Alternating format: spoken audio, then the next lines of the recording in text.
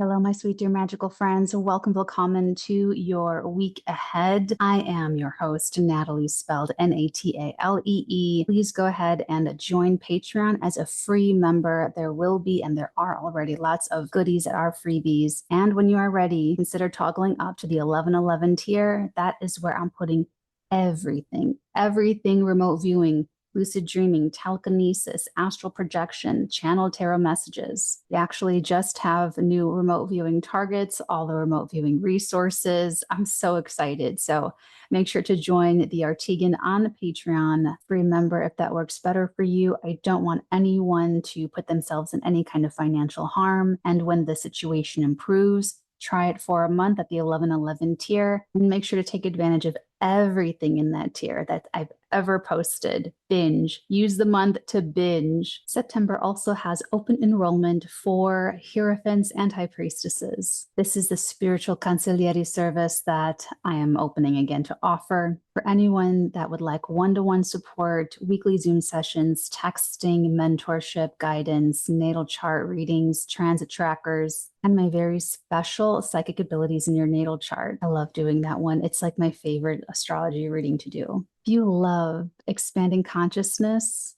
understanding the nature of reality, evolving your consciousness and mastering your reality, absolutely 110% follow me on TikTok. Week ahead in the astrology is a pretty big build up to the great release that's going to be the Pisces lunar eclipse on September the 17th. So at the time of watching this, we are already in eclipse season. This will be the first eclipse on the Pisces Virgo axis. This is going to be a very big indicator of what we can expect, not just the next year and a half, which is the normal amount to have eclipses in a family, but this one's going to last a really long time. It's going to, with the changeover, it's going to be like at least 2.5 years.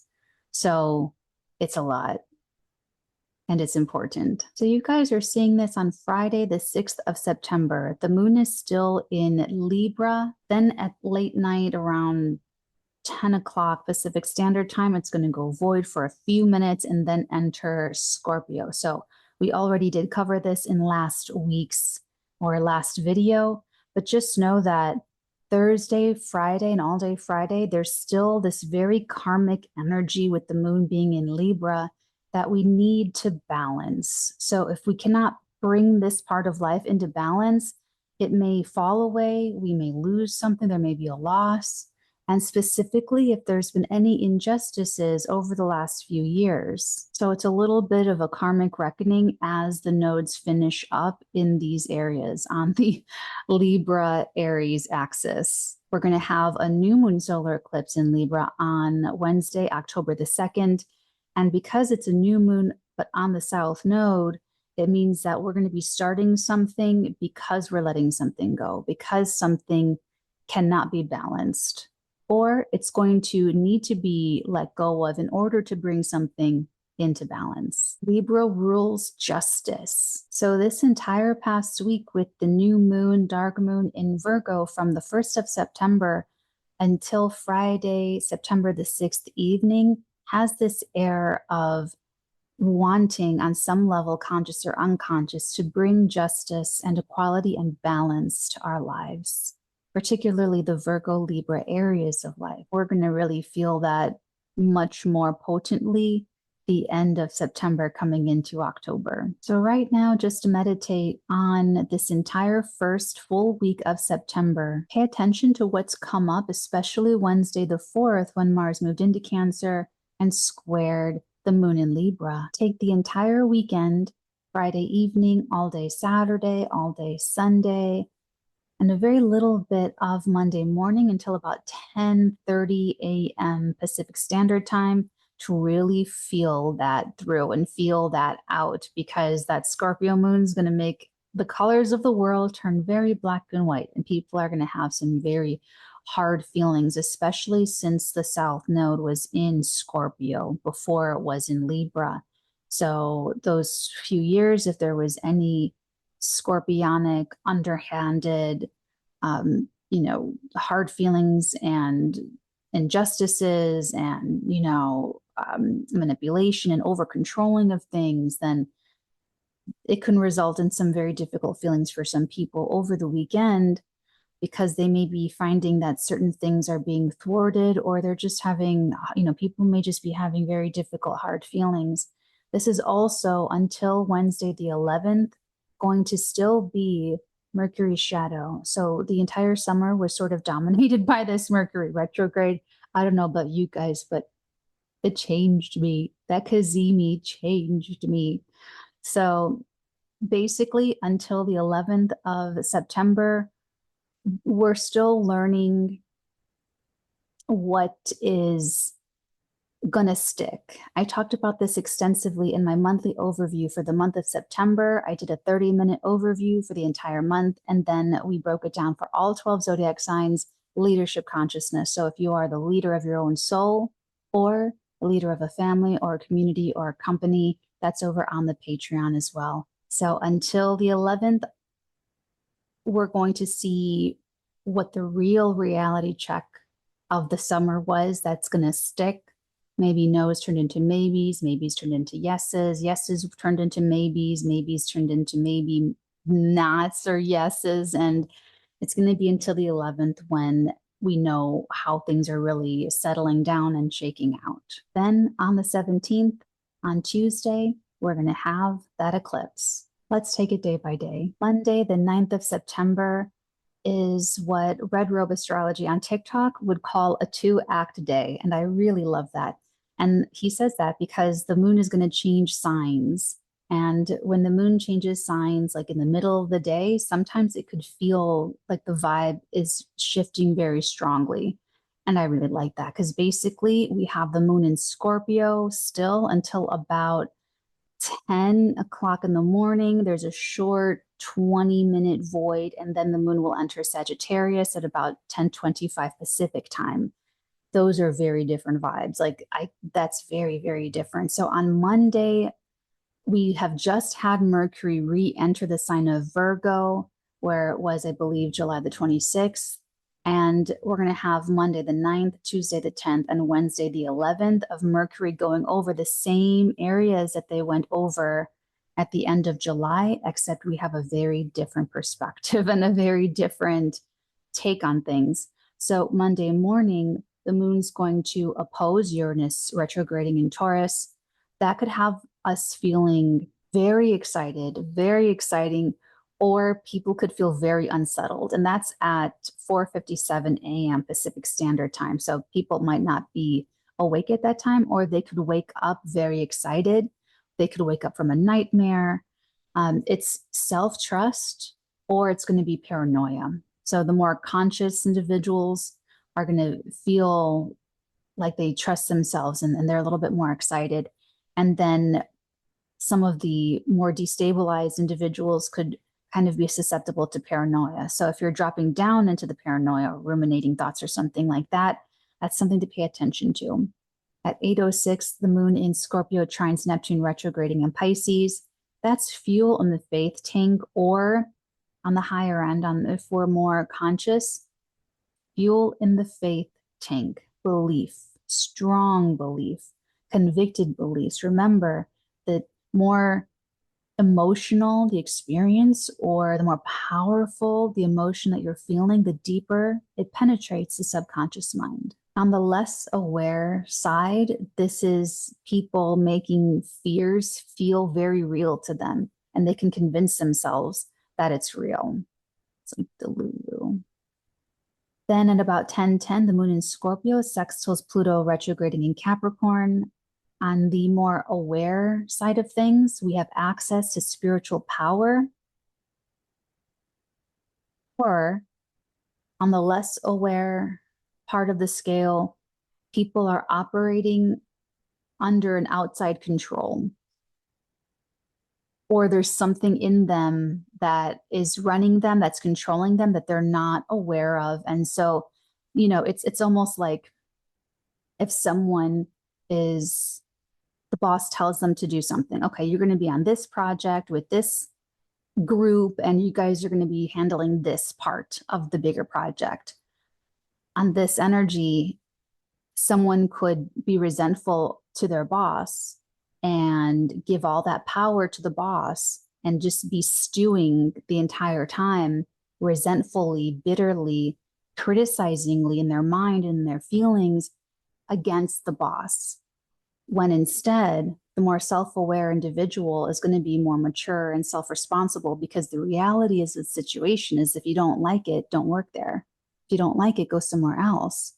Do you see how you are not beholden to the spouse or the boss or the parent or the government or anything else? You are self-responsible to manage your vibration.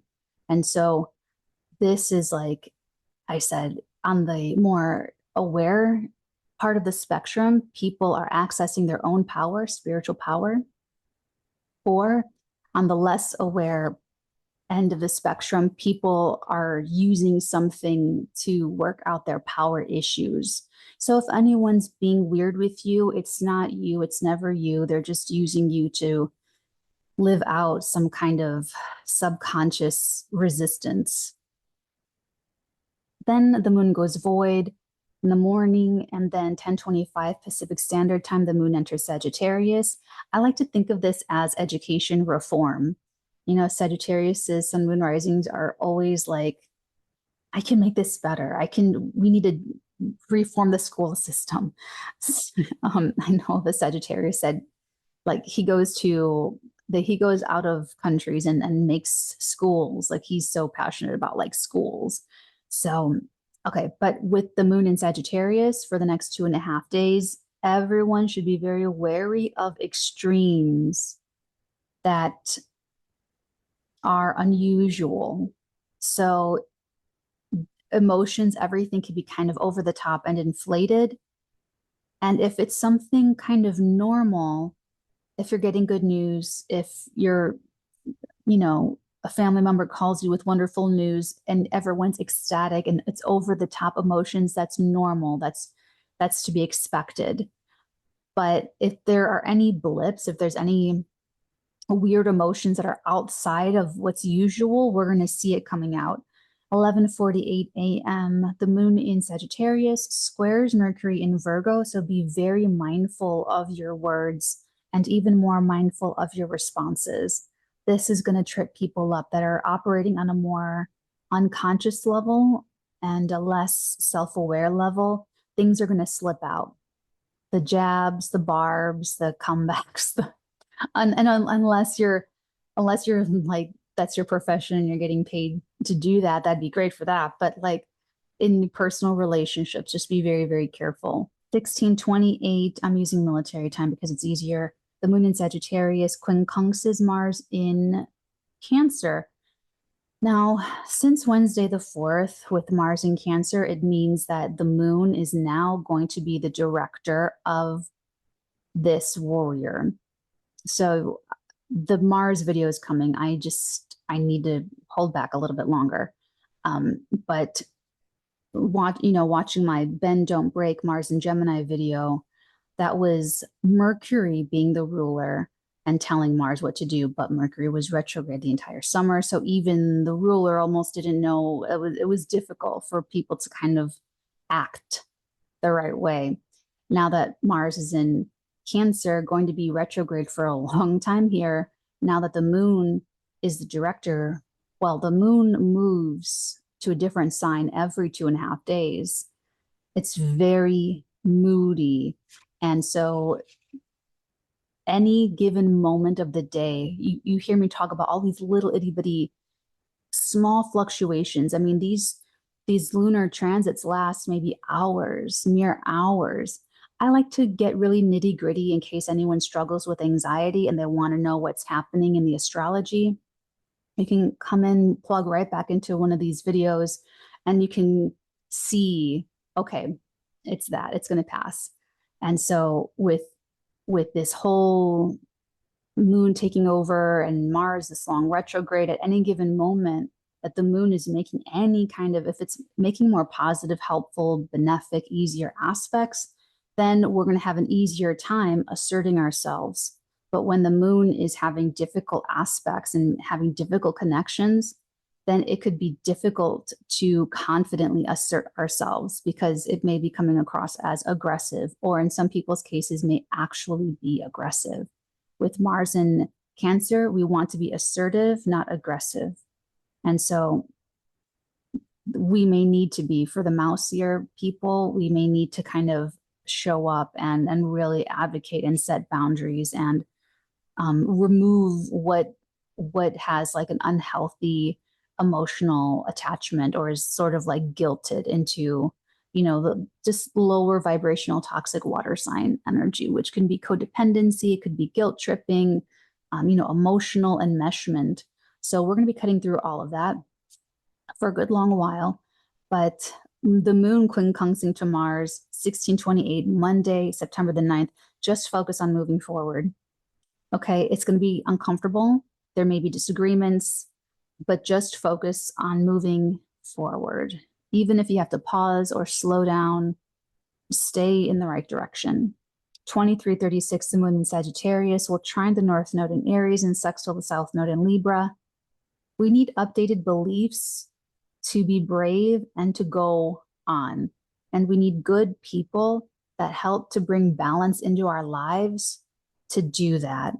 So be sure to take in as a lot of information, take in all the data without judging, without overreacting while the moon is in Sagittarius. It's also very like rock star energy to me because, I mean, I like music. I like the rock music. I like music that tells stories. And so those old rock songs tell great stories, or like Johnny Cash, you know, storytelling music, Jack White. I love that stuff. So moon in Sagittarius could be great for that, for storytelling, or for, well, more like having the adventure that you retell later. Sagittarius is like, oh, I did it for the experience. I just wanted the experience. I want to be able to talk about it. I just want the experience, but they're, you know, not totally in it or with it, but I had the experience. You know, I went to the theme park, got the t-shirt. That's what I wanted, you know? So, okay. Tuesday, the 10th of September at 1548, we have the moon in Sagittarius, sextiling Venus in Libra. I really like that. That could absolutely help with a decorum and being polite and being, what is it? Demure. The big trend that's actually part of the summer's Leo retrograde. I thought it was so interesting that that kind of happened. Well, there are some markers that I'm writing down as an astrologer of what we saw this summer with this Mercury, that long Mercury retrograde in Leo and in Virgo. And then later on that night, the moon, so the moon is going to be applying to this all day. So you're going to feel it all day, but it's going to go hit exact 2307 Tuesday, the 10th of September evening. The moon's going to square the sun. We're going to have our quarter moon. It's a waxing, gaining in light quarter moon. It's a crisis in action. This is the time every single month when we have some kind of like obstacle, a challenge, something to, like a nut to crack, something to get over, something to overcome. And we're meant to overcome it through action, through something that we're doing. And so we may need to act on new information. New information comes in, we have to integrate it and then move forward with that integrated wisdom, or plan, you know, accordingly. That this is what it's going to sort of, okay, this is where the direction is, and okay, now we have to make these adjustments and we have to do that. And you know, it's that big Sagittarius moon coming into a conflict with what the sun is trying to get us to focus on in the Virgo area of life. It's like the Sagittarius moon's like a distraction or something, getting lost in the fog, getting pulled off track, you know, focusing on something that maybe doesn't turn out to be anything. You know, we have to be very, very careful with the moon in Sag.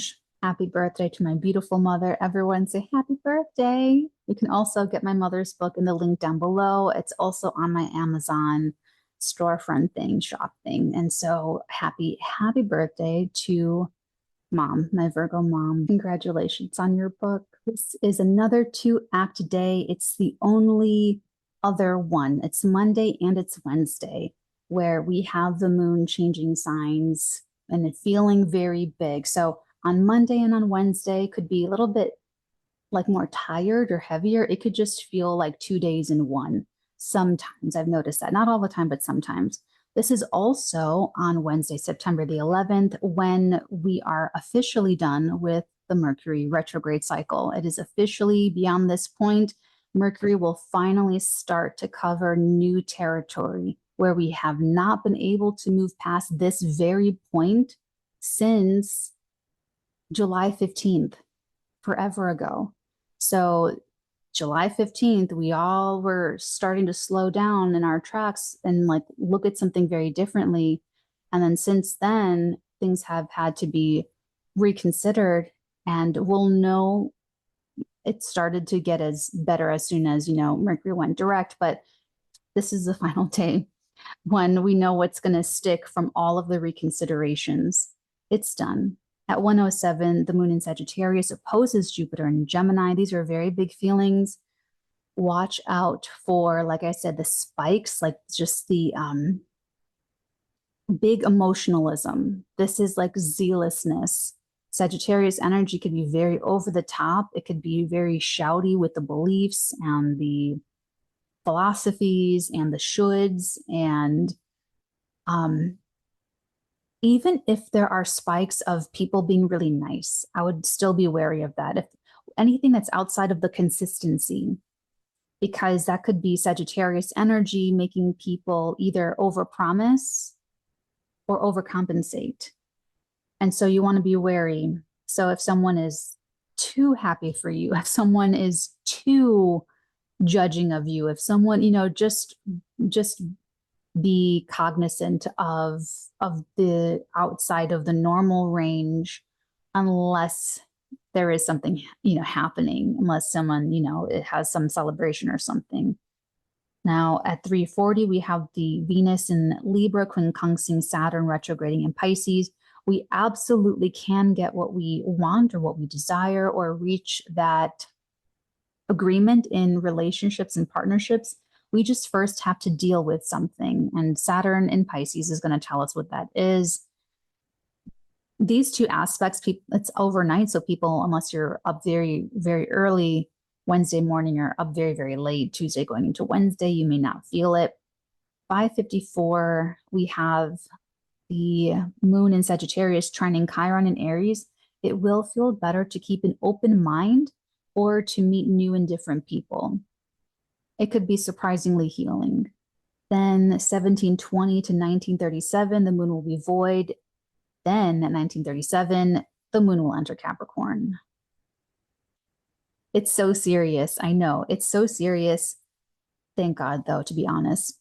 Look for consistency. Look to lead with confidence. This is a quiet power. So the moon in Capricorn over the next few days, this would be, let's see, later on in the day on Wednesday for the next few days. That's going to be very helpful for us to stabilize, to ground down, and to get a lot done. It's also going to add to, it's like decorum, but more like purposeful and like not for the sake of it. This is about really making executive decisions and implementing them. So 2034, Mercury in Virgo sextiles Mars in Cancer. This is very new. This is new. We are like in new territory with the mind and with thinking in the Virgo consciousness, and with Mars in Cancer consciousness.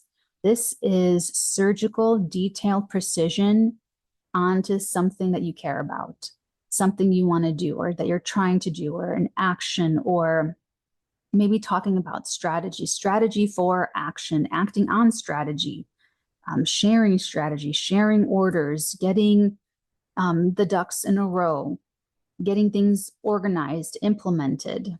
Very interesting. Stay the 12th of September at 3:48, the sun in Virgo squares Jupiter in Gemini.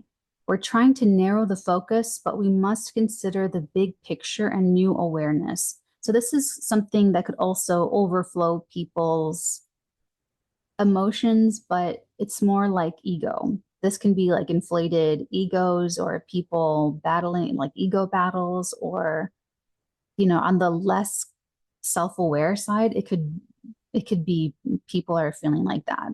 On the more aware side, people are able to really take in new data and integrate it into what they already know. So it could really help, like that Jupiter in Gemini could continue to bring blessings and protection in the Gemini area of life. And the sun can use that. The sun in Virgo can use the new details, can use the new perspective, use the new information or inspiration, and put together. I feel like Virgo consciousness is like the architect in the matrix, like putting it all together. And so it could be extremely helpful. 357, the moon in Capricorn opposes Mars in Cancer.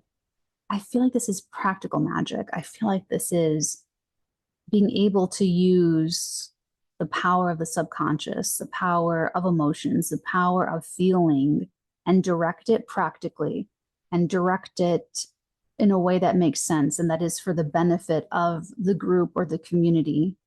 So we must lead very, very responsibly. This Mars in Cancer cannot just throw temper tantrums and emotional guilt trips and project. It's just not going to get away with that. On this opposition, early in the morning on Thursday, we may need to act or defend or assert our power in a way to protect, to in defense of something. There can also be agitations. So I don't speak to the global level. I just speak to the personal level. But from the 4th of September over the next few months could be very, very strenuous, especially like the fall of 2024 on the world stage, the last mad grabs for power, people being extra triggered and feeling they have to, mobilize and exert even more like military force in order to feel secure. So just think it on the bigger scales, like a fractal. If there's a person that's uncomfortable with themselves, maybe they're a victim at work and they project upon their boss, but they go home and now they're the perpetrator. Now they're a perpetrator at home and they take it out on the family. And that's not good for the community because those kids or that upset spouse is they're victims at home, but they're going to go to school, they're going to go out to their job and they're going to be perpetrators. And it's just going to be bad for the entire world, the entire global community. So it's time to really kind of do it all differently. So back to Thursday, the 12th of September, 357, the moon in Capricorn opposes Mars in Cancer. Exit the power struggle. Like I said, it's not the other person. It's not anything else. It's inside of you. You're using whatever that is to remove some kind of subconscious resistance so that you can be empowered and that you can enjoy what that feels like. So these are the opportunities to do so. And with Mars in Cancer, we are going to need to create justice for ourselves and act and be assertive to do that. And in some cases, it will mean exiting relationships that there are power struggles, exiting relationships with anything negative or toxic, not just people. 4:35 a.m., the moon in Capricorn trines Mercury in Virgo. Confer only with stable minds. So this entire week, really look for people that are just swinging in extremes, okay? They could have not even just like right now, not even just over the summer, but just, historically, how just watch people and really believe who they are when they tell you who they are. And so this trine, I love it for practical structuring and practical planning. So this is like moon in Capricorn trines Mercury in Virgo. These are like, so if I were reading this horoscope for maybe, 100 years ago or something, this moon in Capricorn stuff, I would be like, okay, this is like the corrupted people, like the good old boys or the like, and this, when the moon's in Capricorn doing all this, I'm like, okay, that's when like the cabal is going to like meet and confer and stuff like that. This would be like Tommy Edison meeting with his cronies to get rid of Tesla so that they can continue to profit disgustingly from charging people for energy and snuffing out the little guy that was trying to give free energy to everybody. All of that since 2008 has been coming crashing down. And that's what these last 2 months are kind of going to be like, just crumbling, like those old institutions of power, or, you know, women doing the same thing, like Bertha Palmer during the 1893 Columbian Exposition, pushing out 𝚑𝚑𝚗𝚎𝚗𝚗, this new young woman architect who won a contest to design one of the buildings. But Bertha Palmer, an ugly little Chicago socialite, just was such a bully and harassing her and gaslighting her. And it's a whole thing. But I'm getting off track a little bit. So, but nowadays, you know, Moon in Capricorn and Capricorn energy is getting so cleansed and revitalized with what power really is, spiritual power. The Capricorn goat has the tail of the fish with the front of a goat, meaning that we come from the depths of the slime of the sea, and we get onto land and we climb to the very height, the very tallest mountain peak. And that's to represent the spiritual evolution. So Capricorn's not about earthly material power. It's about spiritual power. It's not about controlling others. It's about controlling the self. So you have a good Capricorn when they will share power with you. It's a bad Capricorn if they're trying to control you or take your power away. So on Thursday, the 12th of September at 4:35, with the moon, if you're awake, moon trining Mercury, confer only with the stable minds, confer only with others who are self-empowered, that they can handle being with other. Like if Nikola Tesla had a committee of other, scientists and inventors and stuff, that would be that. That would be that. Or if Tommy Edison was like, let's you know what, I think Nikola Tesla worked for Tommy Edison, tried to bring him ideas. Anyway, 7:56, we have the moon in Capricorn, T squaring the nodes of fate. So the north node in Aries, the south node in Libra. Pay attention to this date on Thursday morning, because it's going to come up again later in the week in a very big way, right before the eclipse. So on Thursday in the morning, still with that T square, and this is going to also help to set the tone for the day.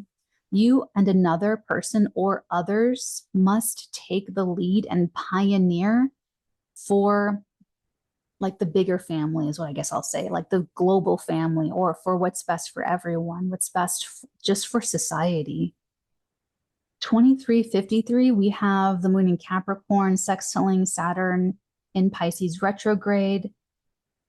I love that one. That's very much like eat your broccoli and stop whining. All of the whining stops when the moon enters Capricorn. Tuesday, September the 10th at 1937.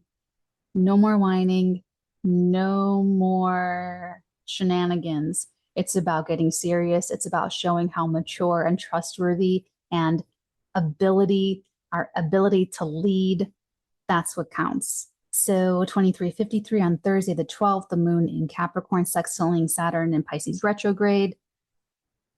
The mature people are going to be feeling very calm, very, very calm.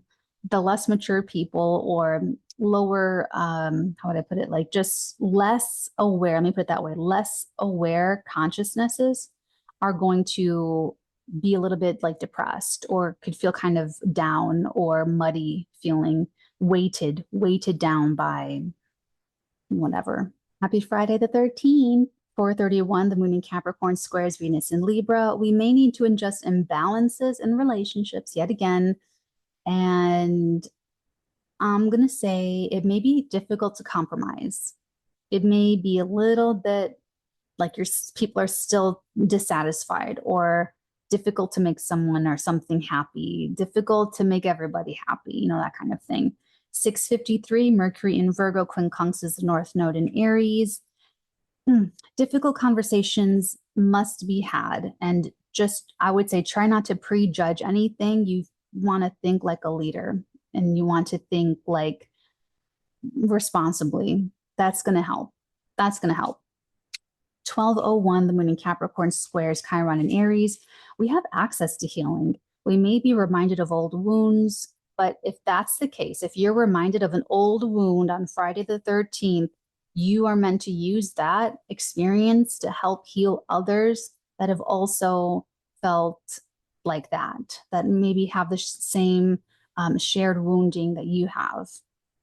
So don't just like go feel sorry for yourself. Go connect and help somebody else with the same wound. It's going to make you feel better. 2004, moon in Capricorn trines Uranus in Taurus retrograde. Leaders know that the strongest vibration is authenticity. I know, I got it wrong too. I thought it was love, but it's not. It's authenticity. And leaders know that they must be led by that. They must be led by their own internal spiritual guidance and force. And it is authentic. It is uniquely to that one person that is channeling their own life story. And listening to the intuition, listening to your psychic downloads and your channelings, not everyone does, because you have this sense, you have a feeling, if I listen to this intuition, my life is going to change. My life could change. What does this mean if this is a feeling that I'm getting?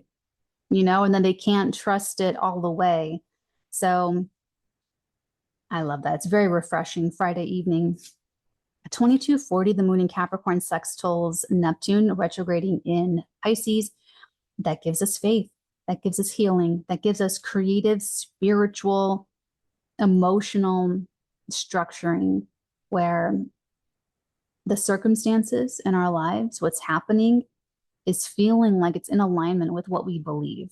So we've had to make it so. We've had to move things around. We've had to make changes. We've had to make adjustments. So I feel like we're feeling pretty great Friday night. Saturday, the 14th of September, like during overnight hours, just for like 20 minutes, the moon is void and then enters into Aquarius around 53. So it'd be like midnight 53.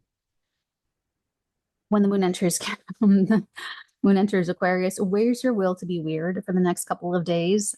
This is also the sign before the eclipse is going to happen. It's going to be kind of interesting. At 12:15, the moon in Aquarius trines a south node in Libra, sextiles the north node in Aries. So past life soulmate comrades we may reconnect with. They may come in to help us. We may reconnect and help them.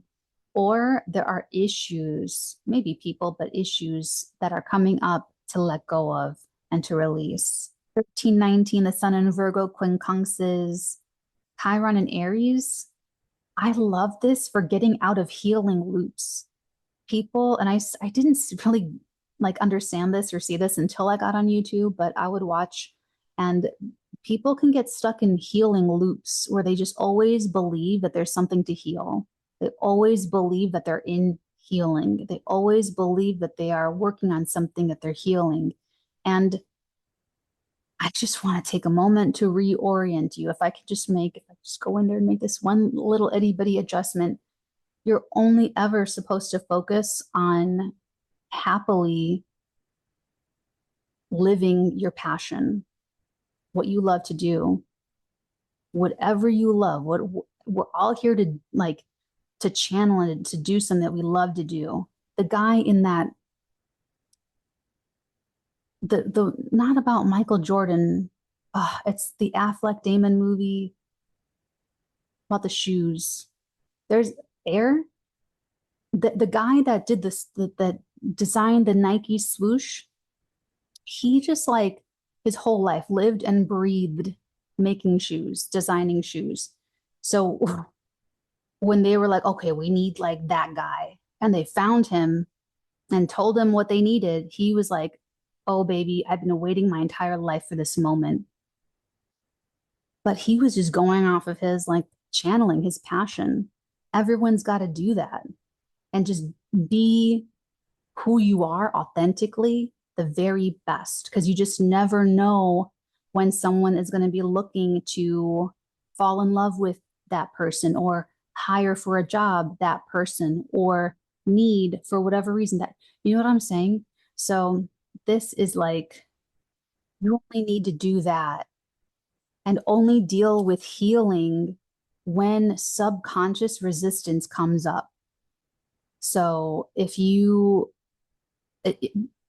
want to make music, but you have a weird thing about practicing, you never practice, maybe there's a subconscious resistance there. You got to, do your healing and exorcise it, and then you go practice, and then you have that connection back with the music, and you're channeling, and you're doing your music, whatever it happens to be. But don't get stuck in some healing loop. And I feel like this with the Sun 𝚃𝚗𝚗𝚗 Chiron and Aries on Saturday the 14th, that healing, beautiful Sun in Virgo is helping people get to the bottom of it, get to the detail of it, because you're not meant to just be in a healing loop for years and years and years. You're meant to just do what you're here to do happily, take good care of your avatar, and just do that.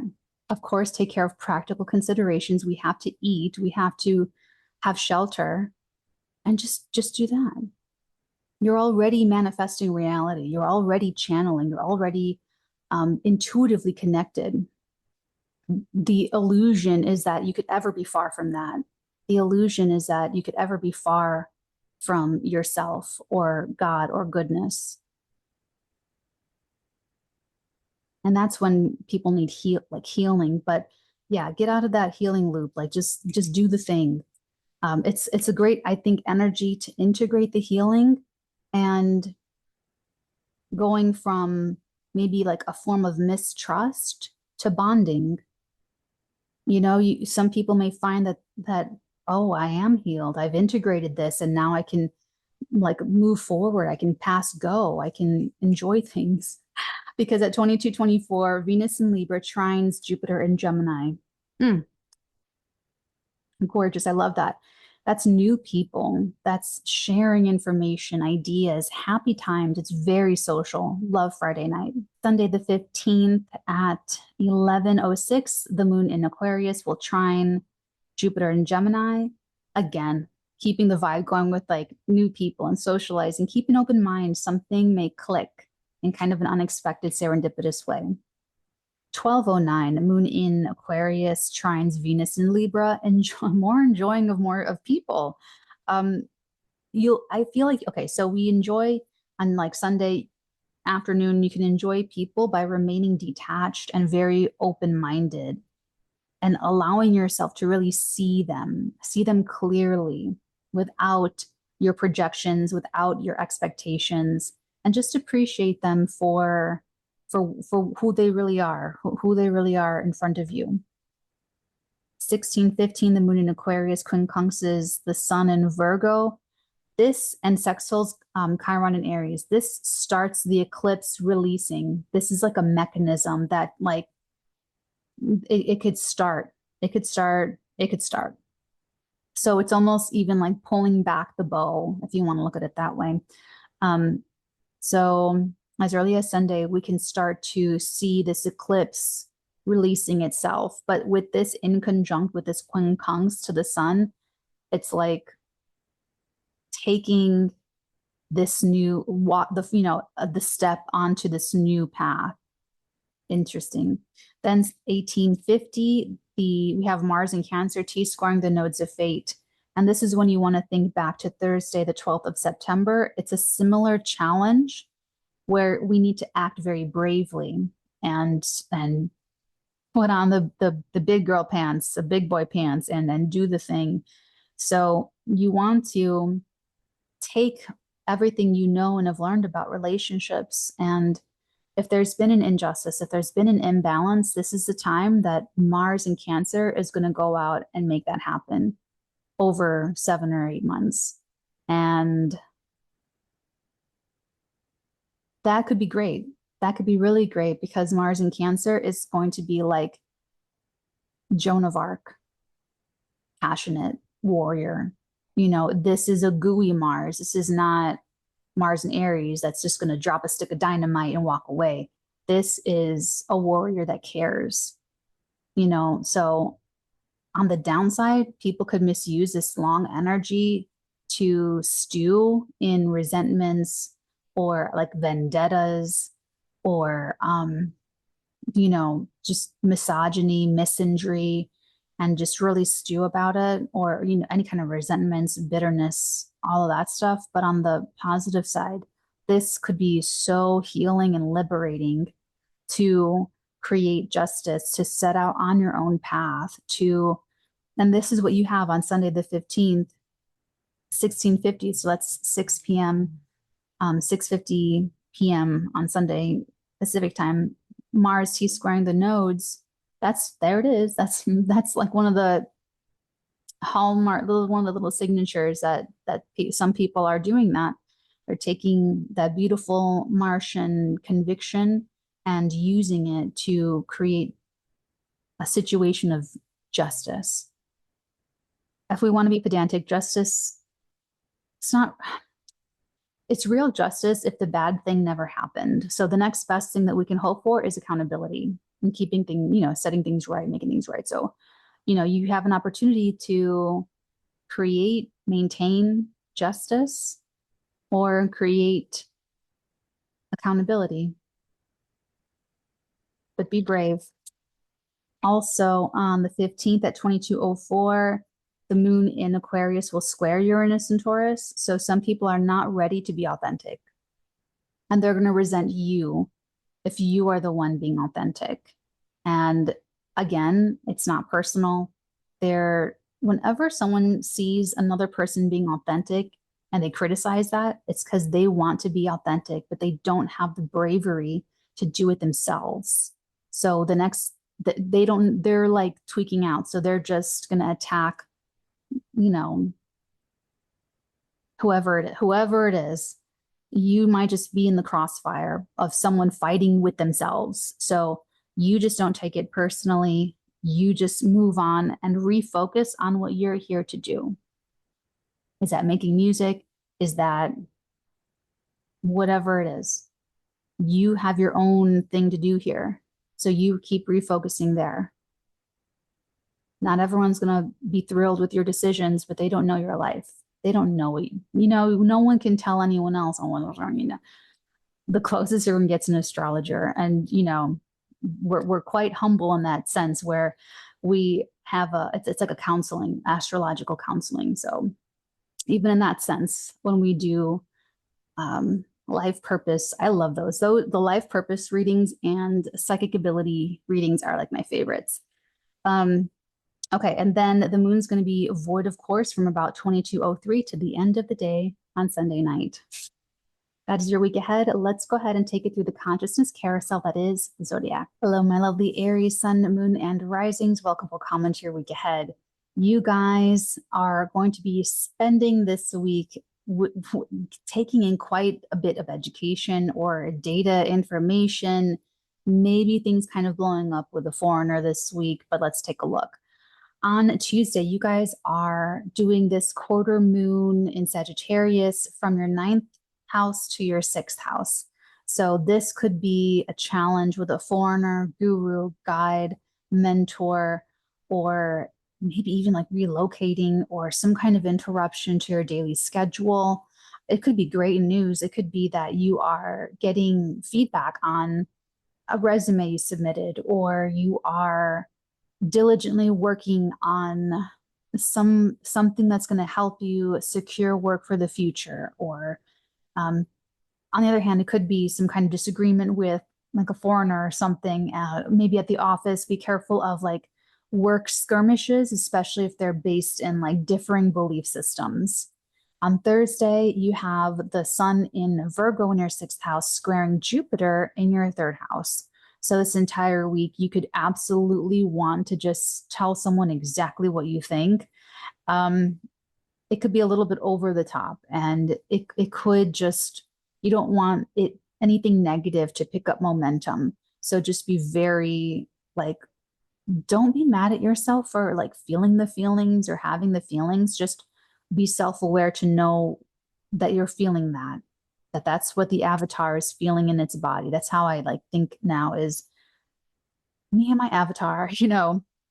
So try to think of it that way and disconnect and detach from taking this too personally, because you could say something that I mean, hopefully you don't mean it, but you know, if you do mean it, you know, it's hard to take stuff back. So we don't want to get into that whole thing here. Okay. So for this week, that's what we have for you guys for the Aries. With the sun in Virgo, stay focused on the task at hand. Keep refocusing on the task at hand. You just focus on getting your work done, focus on your staff, focus on your mental health, physical health processes. If anything gets over stressful, then go into your health, because that is what you can control, Aries. You cannot control what other people think and believe. If you're getting looped up and roped up into other people's perceptions of you, it doesn't matter. Then you're just keep refocusing back on the task at hand, onto something that is in your control. Have a great week. Check out the Patreon, sign on as a free member. I do freebies over there. You can still participate in the remote viewing target practice. Check out the remote viewing video I did, remote view in 5 minutes, and I hope to see you there. Have a great week. Hello, my lovely Tauruses, sun signs, moon signs, and rising signs. Welcome, welcome to your week ahead. You guys have on Tuesday the quarter moon happening in Sagittarius, which is your 8th house of bonds and boundaries and baggage. It is squaring the sun in Virgo in your 5th house of passion, love, play, romance. And the challenge for you, it depends if you have children. If you have children, they could sort of be the challenge in themselves, where you've got to draw some lines, draw some boundaries, help them become more independent. Or, you know, maybe you're working on something. Maybe they already have like an existing problem and you're working them, helping them through it. And again, maybe more details come up that like now they need this too, you know, it could be dampening the fun a little bit. If you don't have kids, and this will speak more to your creative process. If you're an artist, it can speak more to your sexuality or the sex that you're having or not having. And the issues will probably be stemming from trust. Maybe there was a past betrayal, maybe there's hard feelings, but it's something you've got to deal with if you're going to really have true intimacy.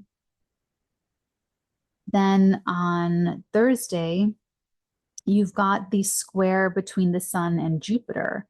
So your values, your finances, your self-esteem are really, really big during this week ahead. The square to Jupiter means that you may have to actually spend more money on your children than you wanted to. Maybe there's a clash in values between you and your children, or someone you're dating, or a creative person, maybe someone part of your small business. And you just kind of want to try and take a little bit of a measured approach. For you in this case, there might just be an expense that comes out of nowhere. So it's, you know, you're trying to be measured, but it maybe there's just something happening. So save money so that if something does happen, that you have it there. And then on Sunday, the 15th, we have Mars T-squaring the nodes of fate from your 3rd house. Now, you guys have the nodes in your 12th and 6th houses, and Mars is squaring it from your 3rd. Mars is going to be here for quite a while. So it's very powerful for Tauruses, because it's for you guys creating justice with your voice and saying things that, I mean, be very careful with this, because this is so subconscious for you that if you have a mother wound and you never yelled at her the way you wanted to yell at her, you may take this out on someone that you're living with. You may take this out on a child or romantic, someone you're dating or something, and really project it into it. So you want to be really careful. However, on the other hand, you know, it really takes so much to push you guys into having some kind of big explosion. But once you get there, once you get the Taurus to that place, it's just magnificent. Like I watch like dazzled eyes, like, whoa, you know. So it's like you may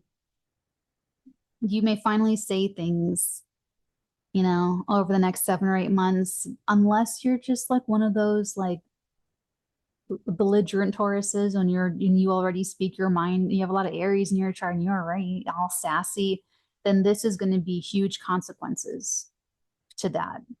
And you could risk alienating people from you if you're already like that. So it depends on your nature that you come into this with. But anyway, you want to take everything that you've learned about your relationships with your staff, with your coworkers, managers, immediate supervisors, with your own health, your own ability to take on a personal sacrifice or to work really, really hard, and use all of that to strengthen your mentality to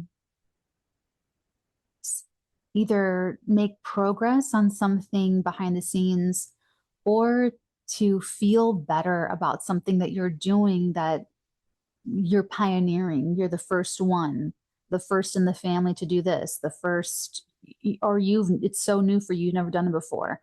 Or to relocate, maybe you're going to a foreign country or something, or maybe there's something changing with the neighborhood with this Mars long stay in the 3rd house. But just be careful this doesn't like ignite bigger. Like, I feel like this could be a month where people ignite some problem that they're going to be chewing on for 7 or 8 months. So just be very careful that you don't do that, because you can with Mars in the 3rd house. Okay, Tauruses, have a great week ahead. Make sure to join Patreon as a free member. There's freebies. You can still participate with the remote viewing targets. Watch my remote viewing in 5 minutes video. You can still participate. Thank you for taking up the Taurus mantle of consciousness. I look forward to seeing you there, and have a great week. Hello, my beautiful Gemini, Sun, Moon, and Risings. Welcome, welcome into your week ahead. On Tuesday, you guys are doing this quarter moon in Sagittarius in your 7th house of all one-to-one partnerships, even open enemies, even, let's see, like any one-to-one person, professionals that you're hiring, intimate relationships, from the sun in Virgo in your 4th house of home and hearth and kith and kin. I do see relationship tension this week. There's something between you and another person, or you and your audience, you and your clients, you and your public, that you've got to, that's unsettling you emotionally.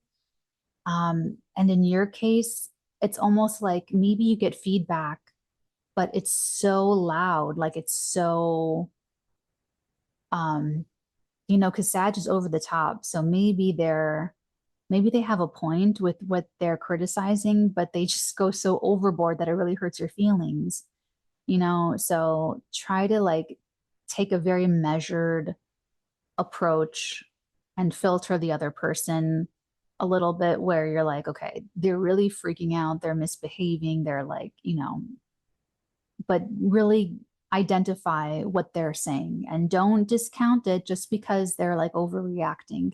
You should really pay attention to it. And it's a relationship that you probably care about, so it'll be worth it to, you know, overcome it. And it could be your spouse is fighting with your family. You know, it could be the family members are fighting with each other. Be that you're fighting with your spouse, you're fighting with the family member. Be very careful. And then on the 12th of September, on Thursday, the sun in Virgo squares Jupiter in your sign. So this summer you have Jupiter there, you had Mars there. You were one of the signs that really needed to pivot and change and rethink a lot of stuff. Rethink who you are, rethink your life. And with the sun squaring Jupiter, I feel like Geminis are getting some more education about themselves. So it could be that there's a family member that sort of checks you, and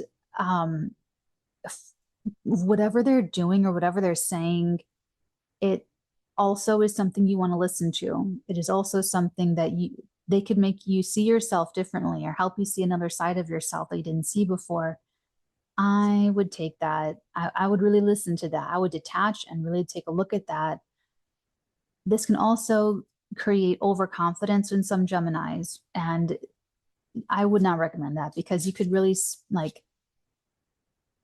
like a fast car that's going too fast, you can just swerve off and just, you're gone. You're off. There's nothing that's going to keep you safe and pull you back in. You're just off the rail, literally off the rails. So you want to be very careful that you're not overconfident. Careful that you're not overconfident, and do not try to talk your way out of anything. Don't try to talk your way into anything. Don't try to talk your way out of anything. And then on the 15th of Sunday, we have Mars in Cancer, T-squaring the nodes of fate. And so honestly, there's some, if you skipped out on anything, if you skipped out on doing any hard work that you were meant to do, or you thought you got away with not letting go of a grudge, or, this could be a little bit where the choice is going to be made for you over the next 7 to 8 months. I'm just going to say until the spring of 2025. But right here, right now on the 15th, Mars is cutting loose, possibly maybe your child or children are leaving the nest. This could be a separation between you and a child or someone that you're dating because of values. And what you want to do, though, is take everything that you're learning or that you've learned about relationships with creative collaborators, with your children, with your lovers, with people that you're dating, and you want to use that to update and further inform your values so that you can align with people accordingly to an appropriate goal, to an appropriate. You want to figure out how to go for good goals, humanitarian goals, the global community.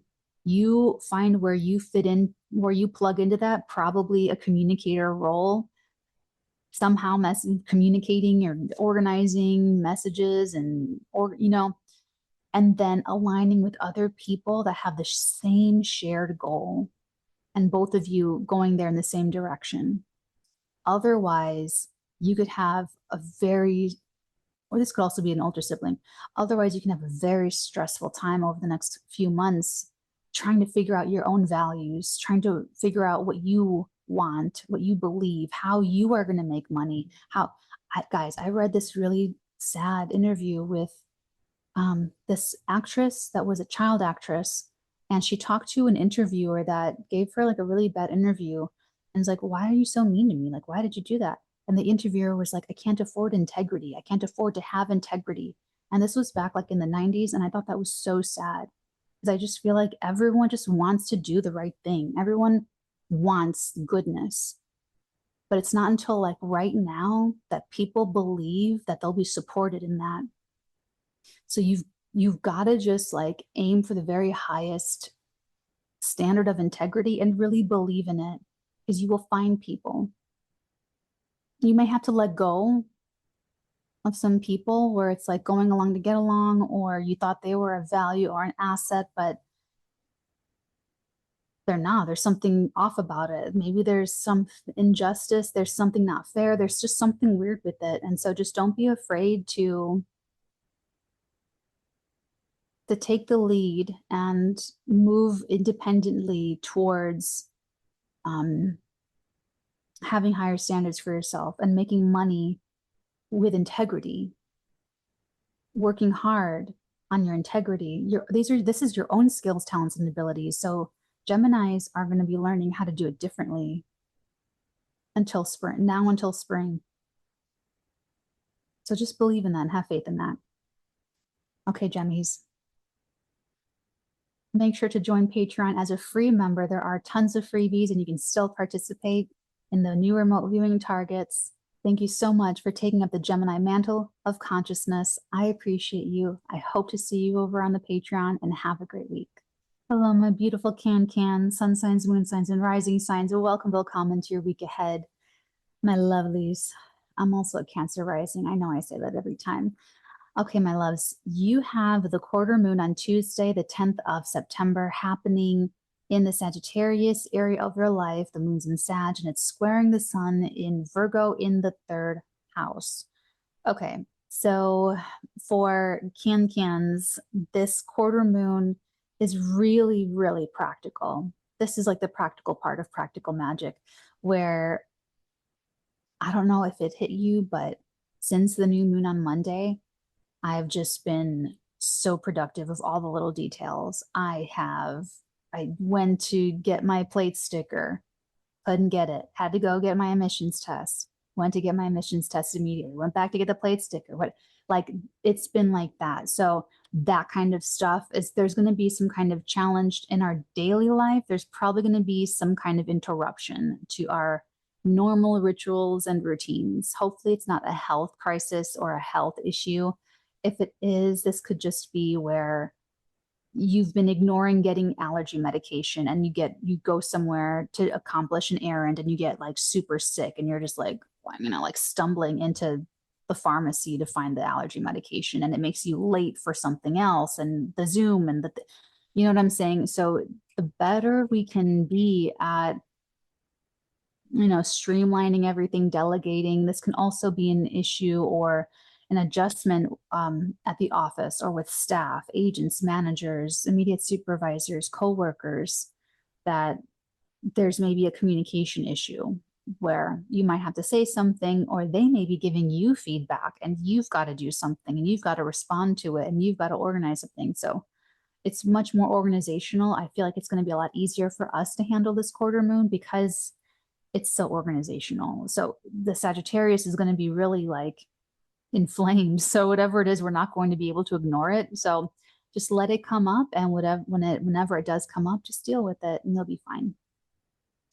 Then on Thursday, the 12th of September, we have the Sun squaring Jupiter. This is going to be very interesting.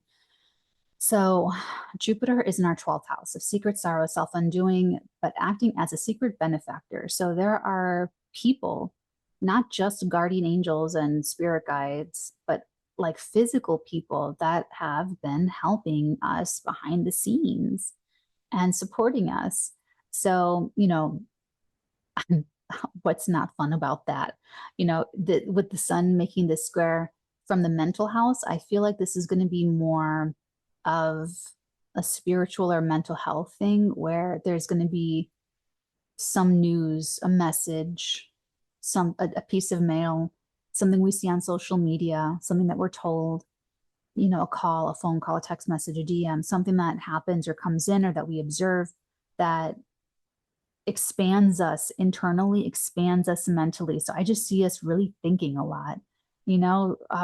Maybe this is like creative. Maybe you are writing something or blogging about something or making posts on something and you're super inspired. Maybe it is just that there's a big communication. Maybe, your family says something, or there's big news and you've got it, and you're like doing things and you're thinking about it all. So depending on what it is, this might be better to do something physical, like, I don't know, like on the treadmill or baking or washing dishes as you're figuring it out, as you're thinking about everything. What you don't want to do, cans, is like speak without thinking, because you could have Freudian slips where you say something that's really from your subconscious mind and you just blurt it out. You know what I'm saying? And I don't know, like maybe you haven't done maybe there's something you don't want out or something. So I would just say be careful. This may also just be information that you might just come upon, like a secret or something, or you might reveal something that's really big, some big secret or something on purpose. You're finally ready to share with everybody and you're just very excited about it. It could be that too. Then on the 15th of September, on Sunday, Mars in our sign or your sign is going to square T-square the nodes of fate in very consequential areas of life. This is Cancer, Sun, Moon, risings, taking up the warrior mantle, Joan of Arc energy, and making changes. So, that's so crazy. Like, not crazy, but it's just really intense. That Joan of Arc, like, heard angels, talked to angels, and it's just really, really, it's just one of my favorites. Just, it's a really special experience that we all get to have, having these avatars, having these, meat suits. Anyway, if there's been any injustice in the family life, in the family itself, or with your emotions, this is when, from now until the spring, when we're going to set it right. We're going to create the justice, and we're going to be very motivated to correct everything. What you don't want to do is get bitter and resentful, and you're going to channel that into accidents, especially to your head or to the chest. And you don't want that. So what you want to do is take everything that you've learned about your family relationships, your relationship to your family relationships, your emotional seat of security, how you support yourself emotionally, and use that. And maybe even you might be doing this with a family member, having that actual person with you and using that to do something for yourself, act in your best interest that is going to help your marriage, your reputation, your professional life, your profession. The North Node in Aries is our legacy that we're going to leave behind. It's what other people observe us doing. It's how we are known to others, how we are contributing to the greater community.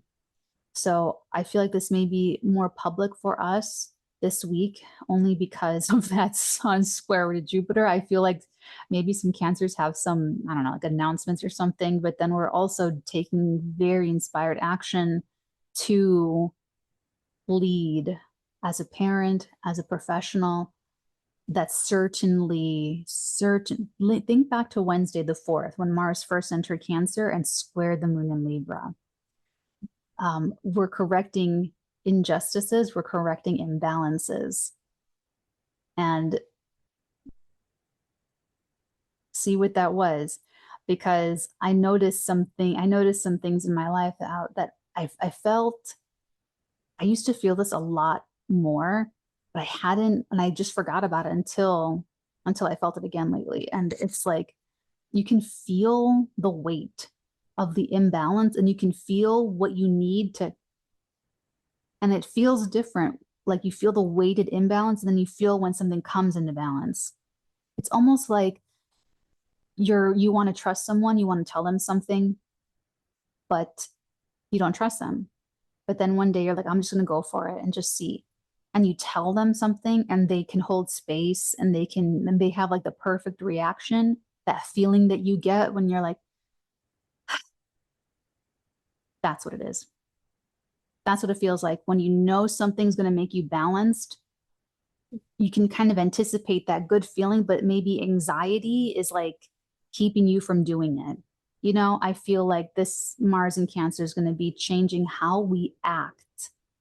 It's going to be changing what we do, like physically what we do. And this is going to all supposed to be to help us be better professionals, be better spouses, be better leaders.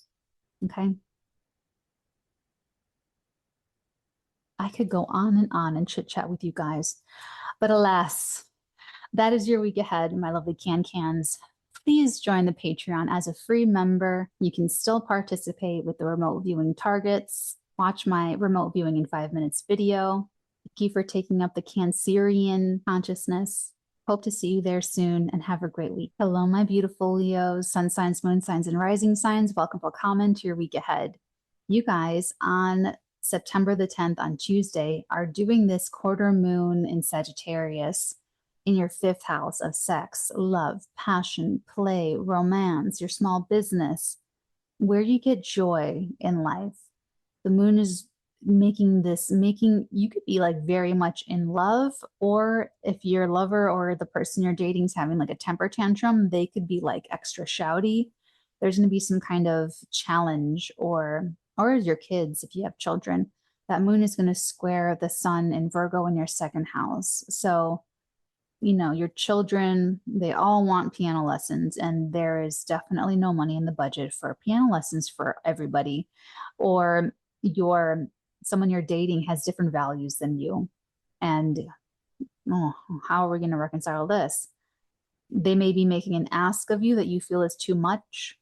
They're asking for too much, you know, there's an issue with the sexuality. There may even be issues with your diet, with what you're eating, drinking, and smoking, and in what quantities you're eating, drinking, and smoking. So you're going to have to figure out some way to move forward in a way that feels good for you personally, as well as meeting the needs of your child or your small business or someone that you're dating. Try to take a very measured approach. Like whatever they're saying or doing, it's probably a little over the top. Maybe they're exaggerating, maybe they're overpromising, maybe they're overcompensating, and be careful that you're not the one overpromising or overcompensating too, okay? And then on Thursday, the 12th of September, you have that same sun in Virgo in your second house squaring Jupiter and Gemini in the 11th. You guys are the ones that could have like lost a friend maybe in August, or had to rethink your future very drastically. Having maybe Jupiter's there to give you blessed endings. So whatever, the sun squaring Jupiter could be friendship drama a little bit more. It could be an overconfidence. It could be overspending in your case. It could even be like, actually, if this is social, if you post on social media, this could be an interesting spike. Maybe it's trolls, maybe it's criticisms, but also maybe it's something positive. Now, on the 15th of September, you have Mars in your 12th house, making the T-square to the nodes of fate in Libra and Aries. So look back to Wednesday the 4th. Maybe there was something unsettling you or bothering you. Leo, we're going to have a longer talk about this later on, but just for this week ahead, know that whatever's bothering you, whatever's been bothering you since Wednesday the 4th, it's going to bother you for months and months and months. It's going to feel like it's lasting years, but it's only lasting months. It's going to be it's going to be bothering you until spring of next year. Hopefully not longer. You need to figure it out. That's why it's lasting, instead of 45 days, many, many months for you to figure this out. It's meant to root out self-sabotage. It's meant to root out, Mars here is trying to stop you from stopping yourself and bringing up all the ways that you do that. And, if something was bothering you, as early as Wednesday, what Libra South Node, after being in Scorpio South Node, Libra is about having justice in our life. This Libra consciousness wants us to have justice in our lives and peace at the same time. And with Mars T-squaring the nodes themselves, this is your opportunity to create justice where there was not justice previously. Maybe you personally have like a mother, woman, feminine issue, and this is going to root things out to help you take the best of everything you've learned about specifically communicating maybe your own femininity, or maybe with other, how would I put this? Not just feminine. It's not just feminine energy. This is a protectiveness. So if there are any wounds that have to do with like smothering or like codependency or like toxic feminine energy wants to keep people to them out of guilt or shame or fear. And it's very toxic. It's like an emotional cage, an emotional leash or something. So you're meant to break out of all of that. Whether that's really happening like in your neighborhood or with your siblings or anything like that, or whether it's all just in your mind and you're just projecting it onto other people. This is going to help you break free. This is going to be very cleansing for Leos. And Okay, so you could have, like, let's go back to what's bothering you. You could have very disrupted sleep. You could have nightmares. You could have memories that are recovered that are really upsetting. I feel like for some of you, if it's like a live-in lover, I feel like they may just be bothering you. Maybe they are very, maybe you, if you're living with someone that doesn't let you sleep or just like berates you or is like, "Rah, rah, rah," you know, I feel like for some of you, this could just be someone that is just like on you, like, "Rah," you know, "Rah." So it's like, if you have anyone like that in your life, this is going to make you internalize all of that like anger and stress, and you gotta, bro, like you gotta figure this out, and you have to like cleanse that out of your life. So pay attention to what's happening with Mars squaring the nodes, because you want to take the knowledge and the information from your third house, from your experience, and if there's been any injustice in the last few years in communications and living situations, and you want to gather all of that up, all your wisdom, and create a boundary. Create a psychic boundary, a verbal boundary. You want to protect and defend your peace. And you're going to have to battle either yourself to do that and figure out your own thing, or you're going to have to go to battle, go to bats with the people in your life that are, for some of you, working against your best interests behind the scenes. So that's why I'm saying, like, I feel like this can be like an intimate enemy for some Leos. Like, if you're living with someone that's not letting you rest or not letting, or just like criticizing you, it's something that Angelina Jolie said really, I felt something, I got a little thing, something about her singing, that she was criticized for her singing in a previous relationship. And that dinged psychically for me, because people do that. They tear each other down in romantic relationships, like those digs, and it damages people's confidences and it makes them less than, so that the attacker can feel bigger. And this is, again, maybe someone is, maybe you live with your partner and maybe they're a victim at work, and they're not happy at work, but then they come home and they're the perpetrator and making you the victim at home. You know what I'm saying? So they're like an intimate enemy. And so that's going to be bothering you for months. So you want to be very, very psychically hygienic for my lovely Leos, okay? I keep trying to talk about the T square. So the T square to the north node and south node, you want to create or protect or defend or act in a way to take a new independent road with your belief systems and advocate for what you believe in and stand on firm footing. In some cases, for some of you, this is battling a foreigner or a guru or a guide or a teacher or a mentor. And if that's the case, I think it's a little bit, you know what? I'm not going to, this is like the best I can do on a general reading. I don't have your chart right in front of me, so I don't want to risk it and get any more like specific in that if that's not like the case. So just understand this can also be some difficulty or just some stress traveling and relocating. So, but there's kind of a lot to say. I go in very deep in the September overview for all of the 12 zodiac signs, and it's the context that I speak is leadership consciousness. So whether you're the leader of your soul, the leader of your family or community or a company or something like that, that's how I frame it. Okay. Okay. My lovely Leos, have a wonderful week. Please join Patreon as a free member. There are freebies. You can still participate in the remote viewing targets. Make sure to watch my free video, Remote Viewing in 5 Minutes. Have a great week. Thank you so much for taking up the Leo mantle of consciousness, and I hope to see you there. Hello, my lovely Virgos, sun signs, moon signs, and rising signs, and happy birthday to all of the Virgos out there this week. As you guys know, my mother is a September 11th Virgo. She was here before the terrible event happened.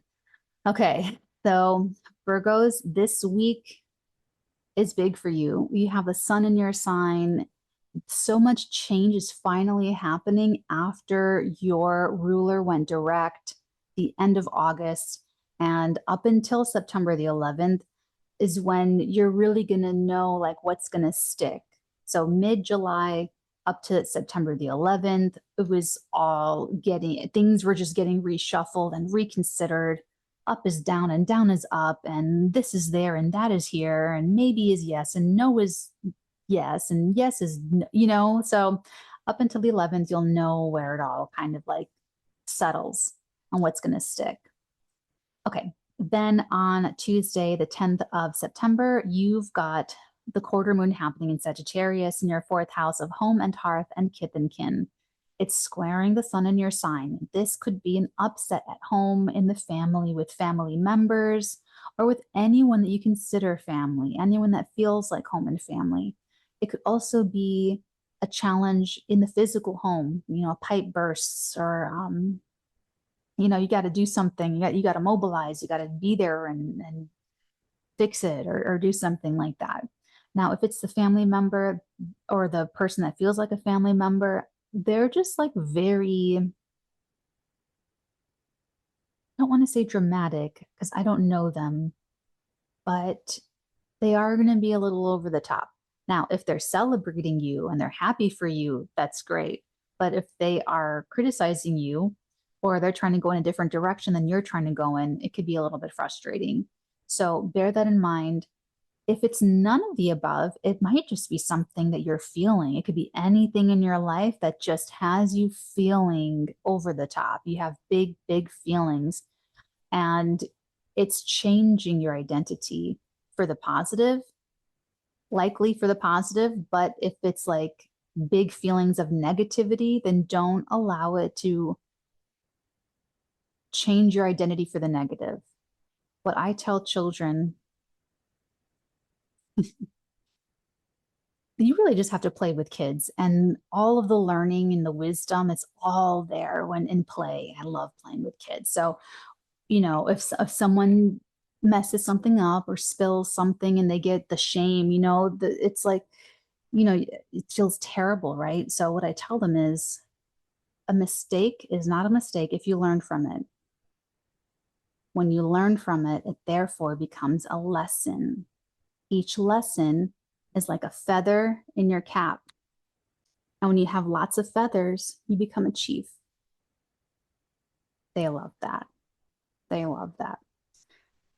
And they see it like differently. They're like, I want to be a chief. I want to go like, and I do that. You have to do the hand gesture. You have to go like this, and you have to make it, you know, wearing your lessons with pride.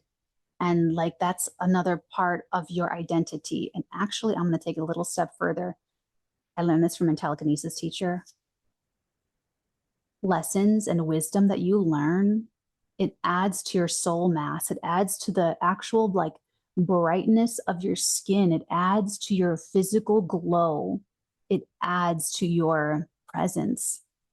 So some people, when they enter a room, people feel it, and everyone's, what the hell just happened? They go and they, you know, someone, it's the same thing. I couldn't get over. I was like, oh my God. So it's like very, very real, like real, okay? Don't know how I got there. Anyway, okay, so you have, that's okay. You have an emotional challenge. So if it's an emotional challenge for the negative and you're like Eeyore and you're down in the dumps about something, that's how you want to treat yourself, and treat yourself emotionally.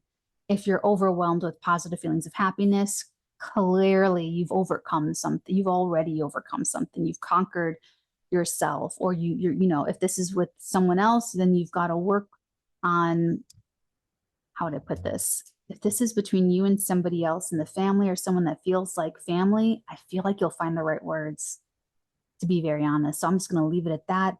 Later on Thursday, the 12th of September, the sun in your sign is going to square Jupiter at the top of your chart. You guys are so much fun to talk about because you guys have all like the career stuff happening. Your professional image is like, it's big. I feel like Virgos can get famous in the next couple of years too. We'll see with this eclipse, this first eclipse on the 17th in your seventh house. That could be like a thing. It was when the eclipses were in Cancer Capricorn that I got on YouTube and got so much more like exposure. Well, no, I was on TV, but it was a lot. It was a lot of but it put me into like digital circulation. Whereas before I was only like on TV. And so those eclipses on my like first seventh house axis just brought me to the public. So some Virgos and Pisces and or Pisces, this could be rolling out for you guys, especially with Jupiter at the top of your chart. Okay, so Sun in your sign squares Jupiter at the top of your chart. You are expanding your brand, your image, and this is very personal. This is very characteristic. This is very, like, I feel like it's like who you are. This is like you. So I don't feel like you would have, you know how some celebrities like try to, like they start a brand on their name and then they try to change it so that it's not so dependent on their name and they can like make it more of a legacy, a successful legacy company to like leave behind. This is all you. Like this really is you. You want to use your name, you want to use your face, you want to use your skills, talents, and ability. Like you just, it's very, very you shaped. And so the sun squaring Jupiter, there's just a lot of it. I just see like a lot of you spilling out. You could be so proud of yourself and overwhelmed with pride and happiness as a parent, as a spouse. Your marriage is wonderful. Your business is great. Your name's in the sparkly lights. Like there's just something about your name, your reputation, your brand, your image is getting a lot of attention, and it's just getting either very informed or bigger, or you're sharing it. And if this does skew to the negative, you can take it as a learning experience, and it's going to add to your soul mass, the way my telekinesis teacher says it. And it's going to increase your vibrancy, like the photons of light that you are emitting out. It will make you more beautiful. So, okay. Now, Sunday, the 15th of September, we have Mars T-squaring the nodes, Virgo. Think back to Wednesday, the 4th, when Mars entered Cancer and squared the moon in Libra.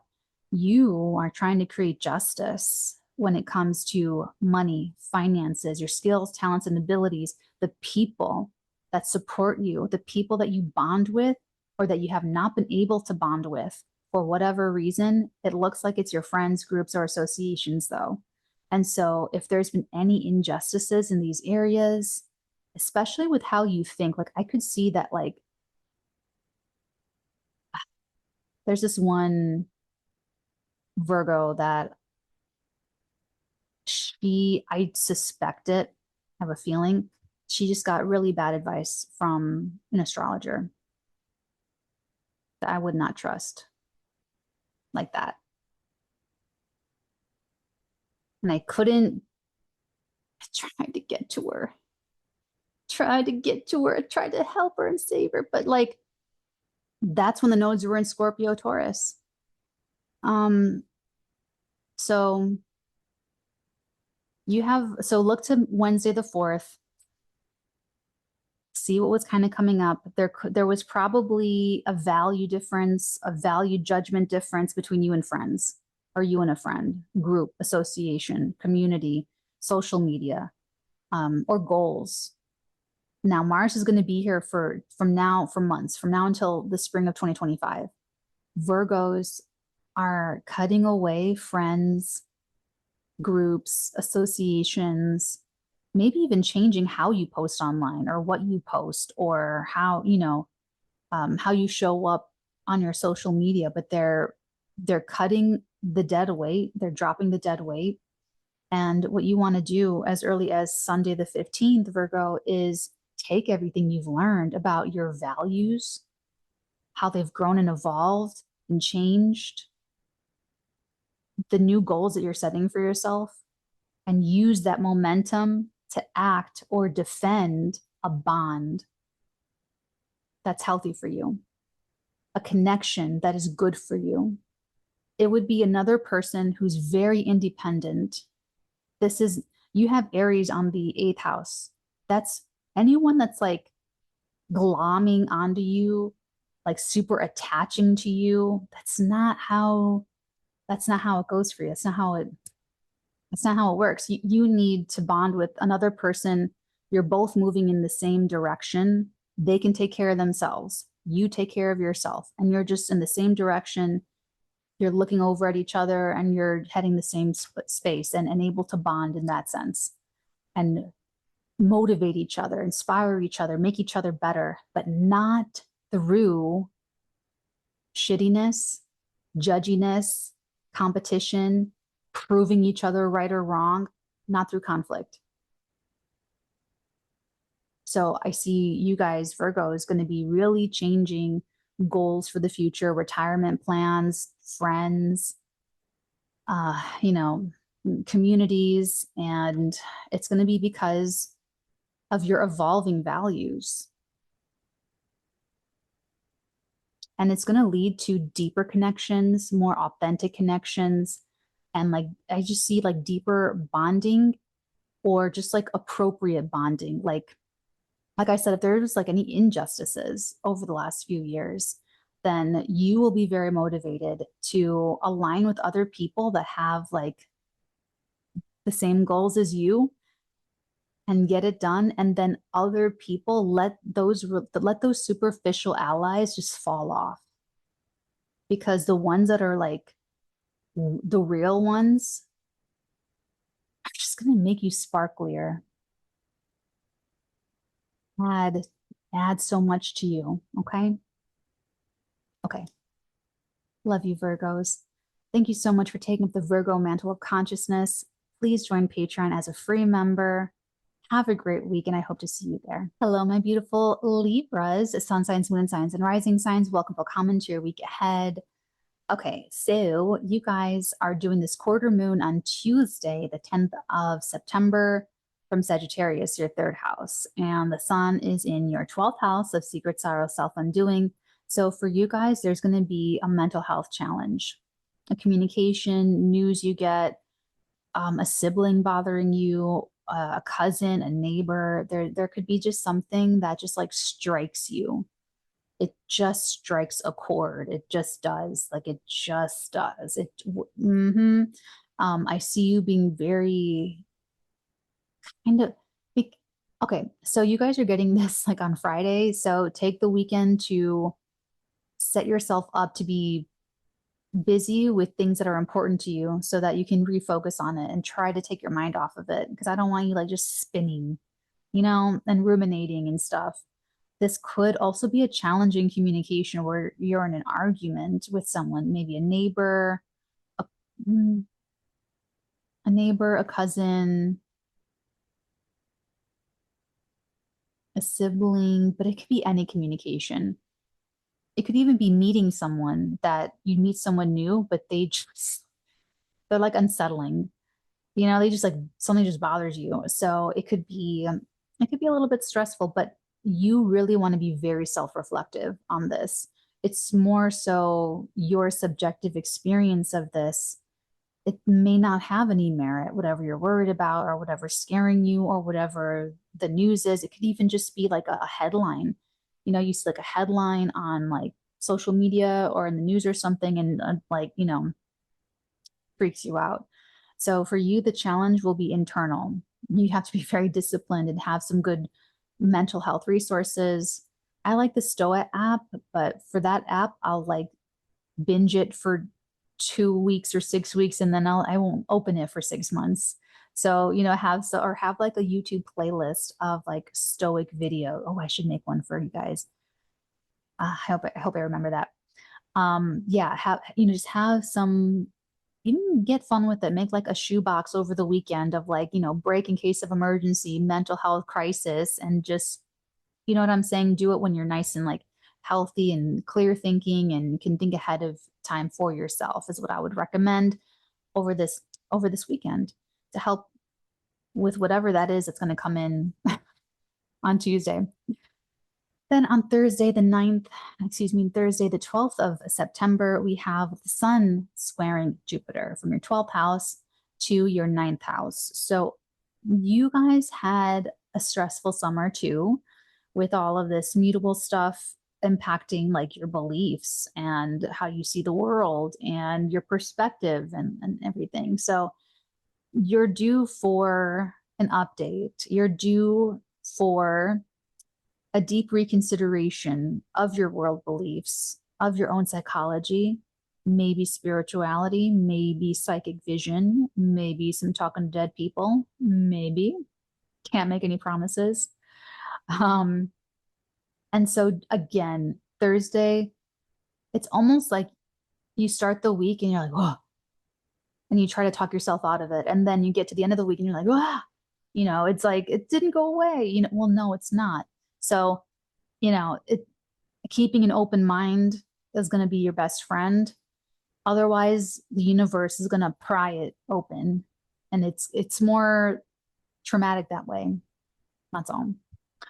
Then on the 15th of September, you guys have Mars in Cancer at the top of your chart, T-squaring the nodes in your sign. Has there been injustices personally with you, money, what you share with other people, bonds and connections, relationships? There's something, you have this very long Mars at the top of your chart. I'm so sorry, Libra. I see you guys working on your marriage for months, 7-8 months until spring of 2024. I see you working on your reputation, frustratingly maybe. I see you, it's just going to be a thing. Look to Wednesday the 4th, Mars squaring, when it first got into Cancer, squaring the moon in your sign. What kind of came up for you? Maybe there was like a criticism at work.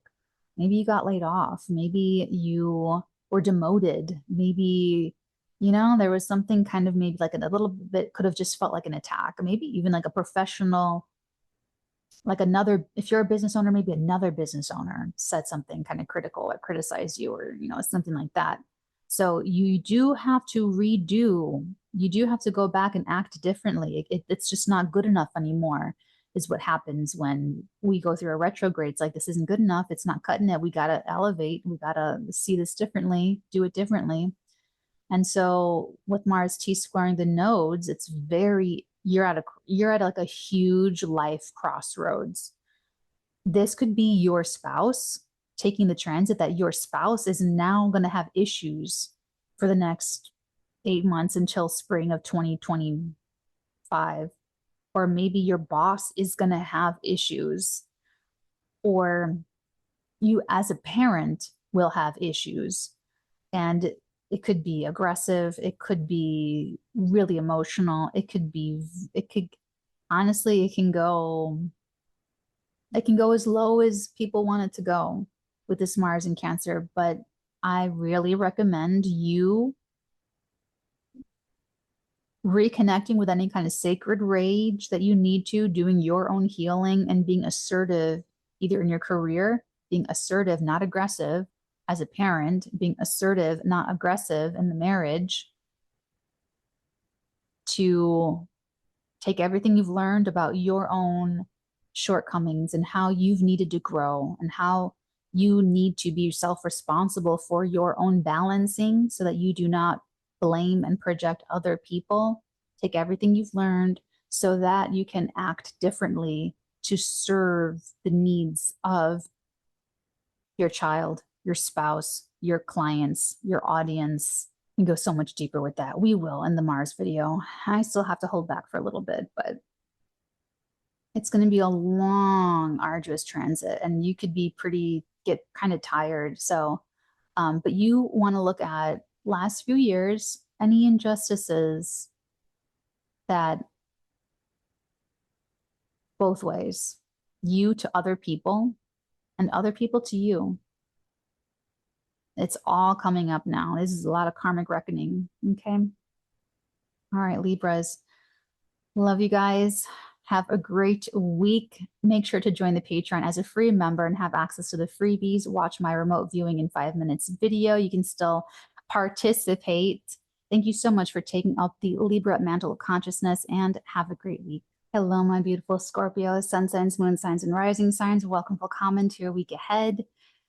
Okay, so you guys have the quarter moon happening on the 10th of September from Sagittarius, your second house of finances, the money you have right now. If you were to count everything up in the bank, if you were to empty out all of your winter coat pockets and shake out the couch cushions, and that number is your second house. Your self-esteem, what you're eating, drinking, and smoking, and in what quantities you're eating, drinking, and smoking, your skills and talents and abilities.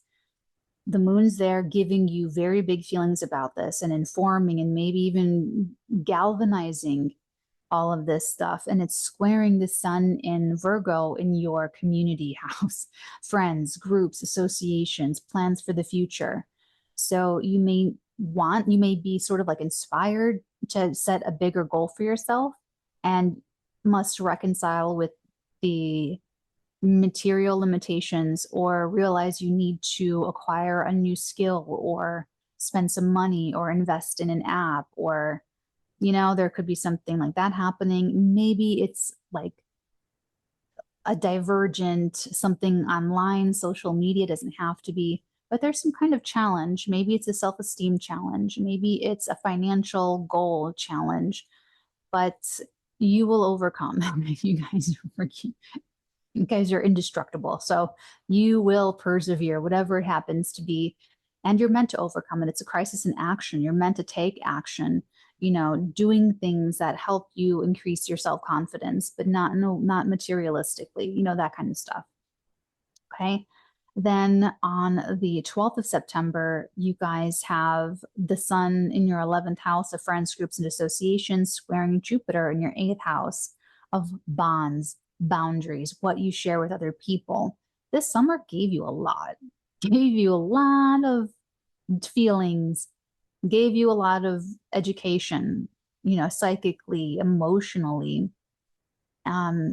Mars maybe reduced some of these bonds and maybe took some options off the table, but the sun squaring Jupiter here might be sort of weird with friends and money, loaning and borrowing, a disagreement about what to use the shared assets and resources for.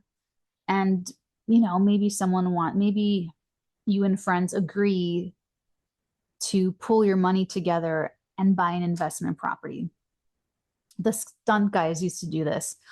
The stunt guys would all go in on the stunt guys used to do this. They would all go in and get properties in different markets, and it was the whole thing.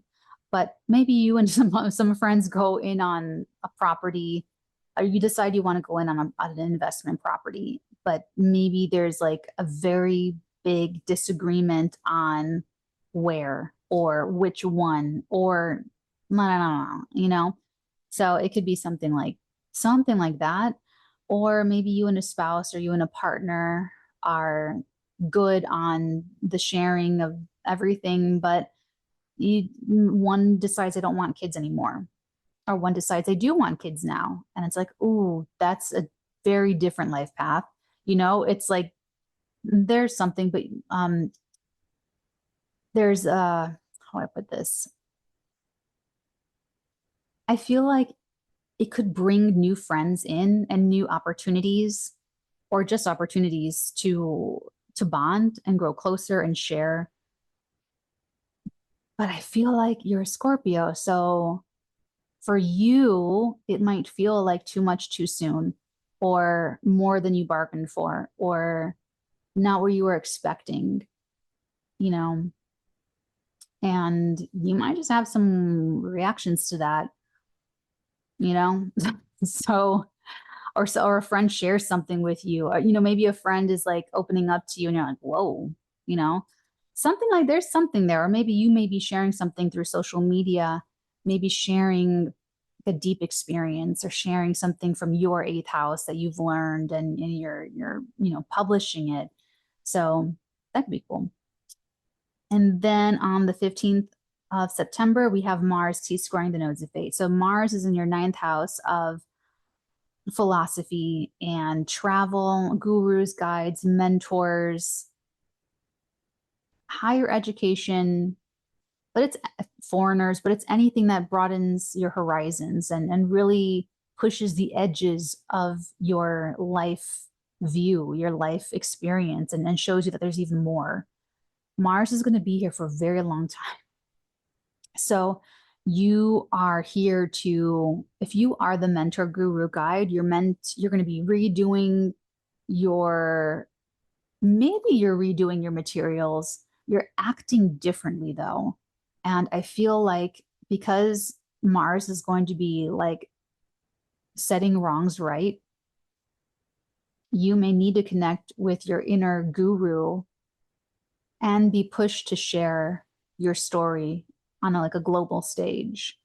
Maybe you are going to be, or maybe there's like an experience that just out of going through this experience makes you an advocate for something. And now you're touring and you're doing pep talks and you're this advocate, you're the face of some cause or something. It could be something like that.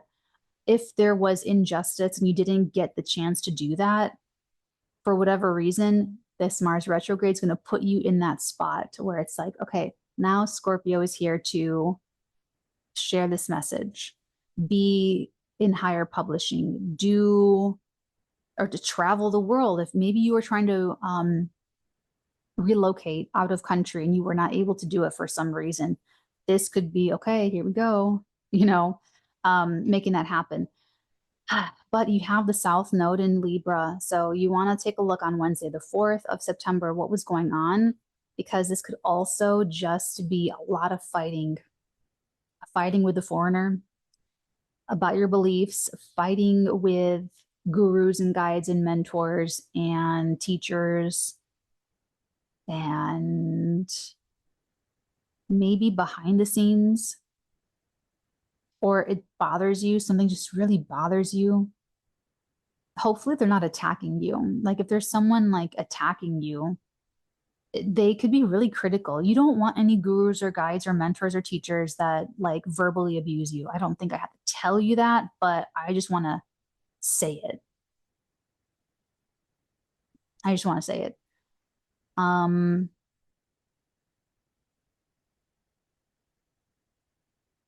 Okay, so back to the 15th. So you want to take everything you've learned about your own subconscious, about your own issues, your own, fears or hangups, or basically anything about feminine energy, whether that's women or not, it'll matter for you. Take anything that you've learned and use all of it to fuel yourself, to cut out any beliefs that are keeping you from being very happy and peaceful and independent and strong in the moment to moment in your life. So I feel like you're trying to get rid of things that just disrupt your peace, but it's nothing that's just going to stay outside for Scorpios. You could just project so much onto a coworker, a woman coworker, and just make that person the reason everything's going wrong. And then they leave. And then, okay, well, that big problem isn't there anymore, but you're still having issues. You know what I'm saying? So I feel like once you go inward and really figure out all of that, you're going to have so much more peace in your day-to-day life. You'll be able to refocus on the task at hand and what really matters. So you guys are going to have to make that decision consciously. For some of you, it might be the other person. It might be a foreigner, someone that is,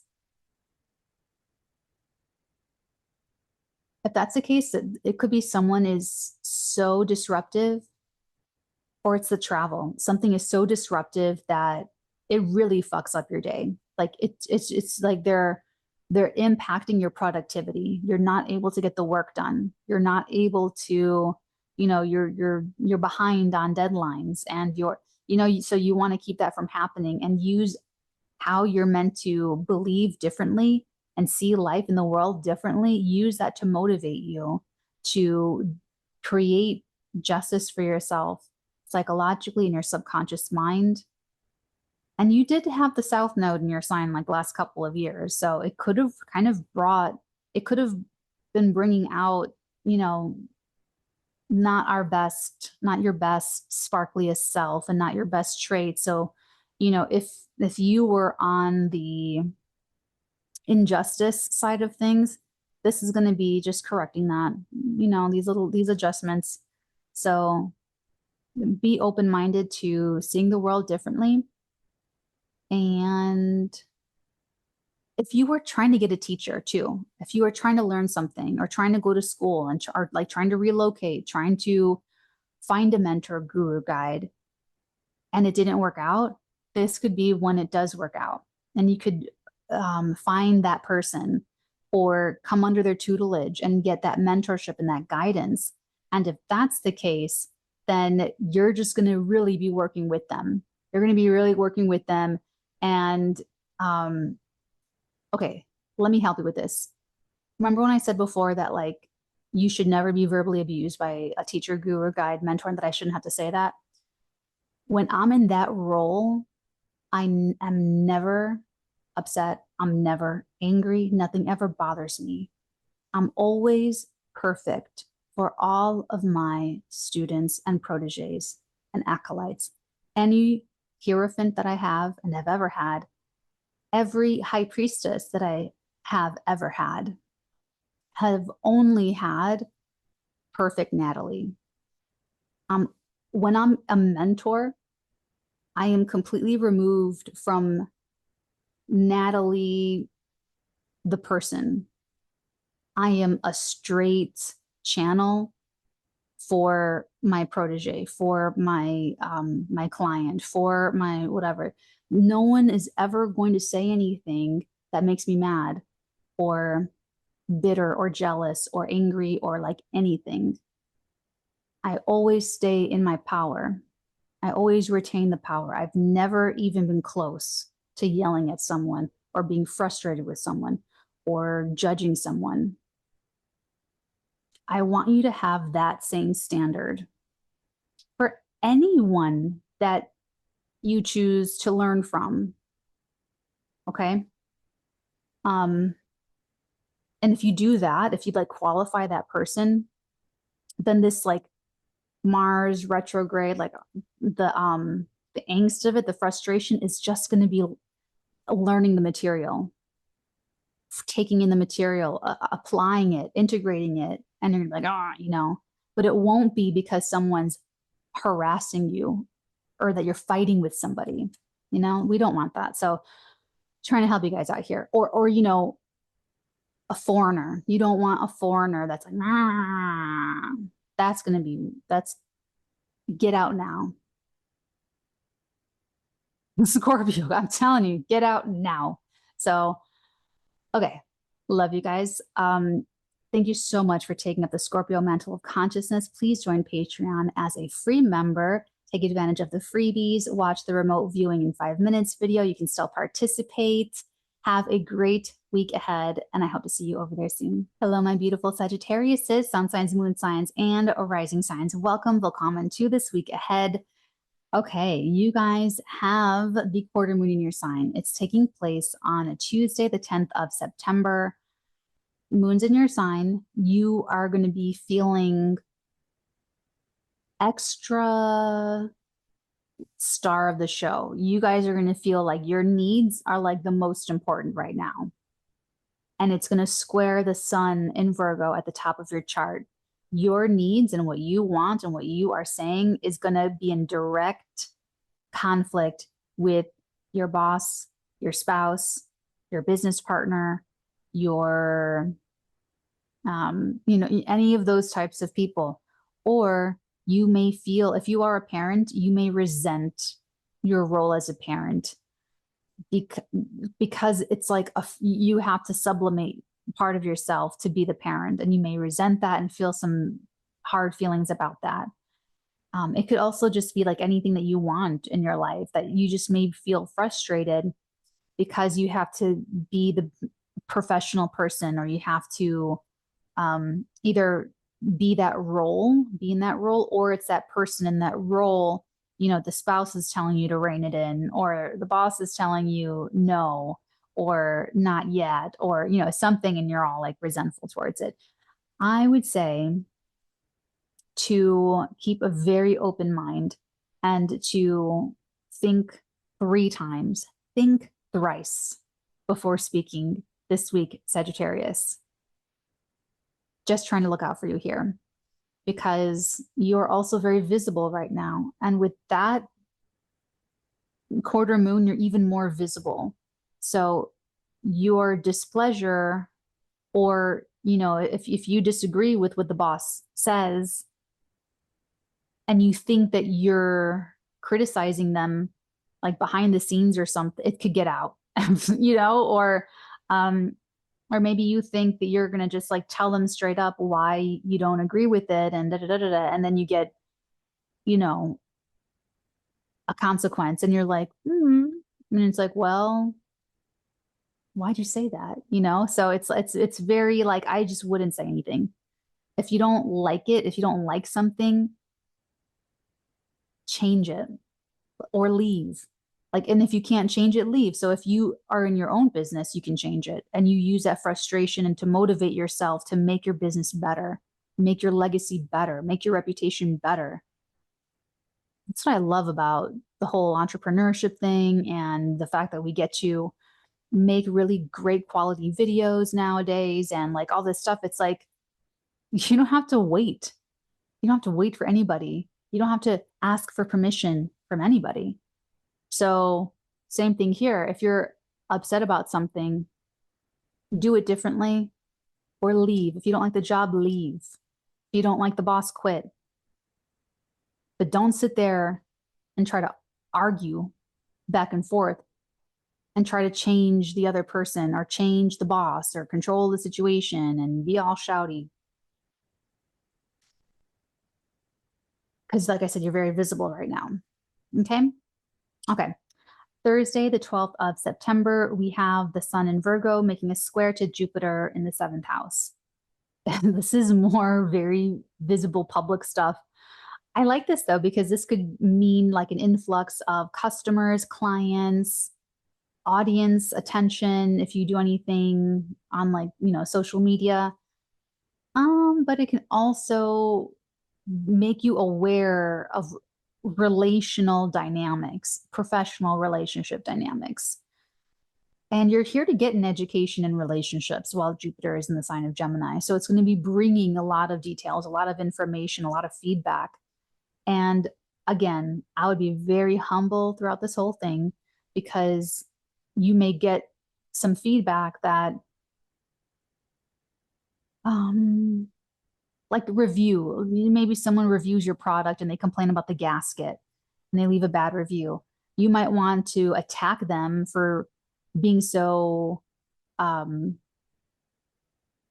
nitpicky about the gasket, but you should really listen to them. And you know, deep down, you got a special price on those gaskets from some guy, and you're just frustrated that you didn't get away with putting in the cheaper gaskets in your product. I'm not saying anyone's doing that. I'm not saying anyone's doing, it's just an example.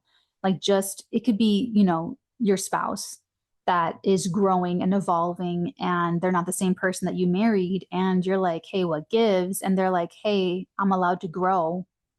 And you got to take that. You got to say, okay, I don't love you for what you do for me. I love you for who you are. And who you are is a constantly evolving, growing, beautiful human. And I love you even more. You know what I'm saying? So it's like, you gotta roll with it here. And I feel like, you know, the mutable stuff is probably, you know, it's going to be hardest for the mutables. So it's a changeover, but look at it as an adventure. As an adventure. Okay. Then on the 15th of September, we have Mars T-squaring the nodes. So Mars in your 8th house for months, that is going to be doing some heavy lifting. Okay, there, Saggies, like the more evolved Saggies are going to be rooting. What's that? It's like the snake router, where like the snake goes in the drain and it goes like that and it just like pulls out all of the hair in the drain for like, but like it's like you're rooting out all of the ugliest of emotions and all of the most unhealthy attachments that are pretty toxic attachments.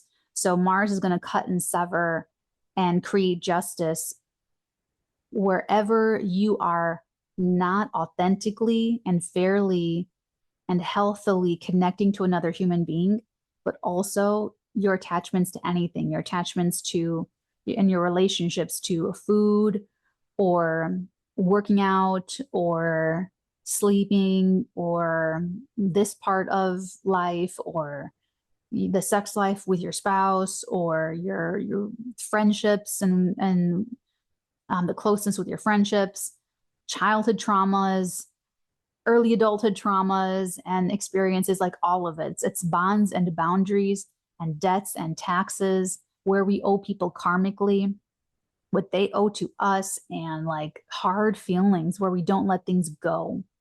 And so Mars is not going to be here for just a few weeks. It's going to be here for months and months and months and months and months until spring of next year.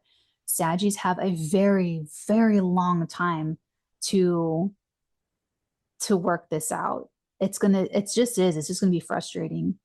You may have to battle resentments. You may have to work on fears. You may have to confront fears to let them go, confront bitterness to cut it out of your feeling, like all of these hard, if there's like a toxic attachment, they may drop you get broken up with, or you break up with the thing, you break up with the bad habit, you break up with the unhealthy way of thinking about things, whatever happens to be. Think about Wednesday the 4th when Mars moved into Cancer and squared Moon in Libra in your 11th house of friends, groups, and associations. That looks like some bitterness with friends. And I'm so sorry, Saggies. Maybe it's something you saw on social media. Maybe it's happening on social media, or maybe it's your real life friends and groups and, people you're meeting up with. These are allies for your career and you don't want hard feelings with them. But why is that? There's something.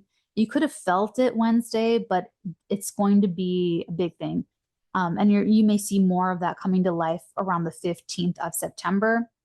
And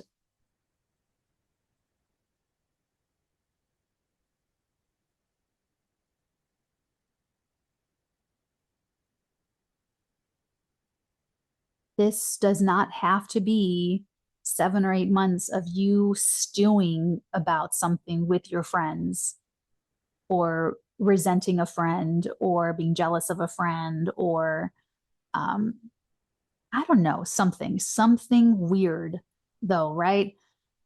What you can do, like nip things in the bud a little bit, is when Mars is squaring the nodes, take everything that you've learned about friends, groups, associations, the goals that you have for your future, and heal the hard feelings or maybe even attitudes towards women or feminine energy, and use all of that to motivate yourself to deepen your creative process, or to deepen your relationship with your children, or to remove resistance to you doing inner child healing work. Mars needs to cut out. It's sometimes cutting in, but mostly just cutting out. So it's more about, like Bruce Lee says, hacking away at the inessentials. And where are you creating justice? Or where is justice just happening and being created in your life? It could be that there's been injustices in friends, groups, and associations. And with the South Node in Scorpio the last couple of years, it could have brought out you acting secretly behind the scenes And it could have made that like happen more. So if you, or if you're cross-watching, have made and been bad, injustice, this is going to be this is going to be when you want to set it right or correct it, or probably just happening. It's probably just like happening on its own. So Mars is your ruler of your 12th house of secret sorrow, self-undoing, and it's in a psychic house, in an emotional house, in the 8th house.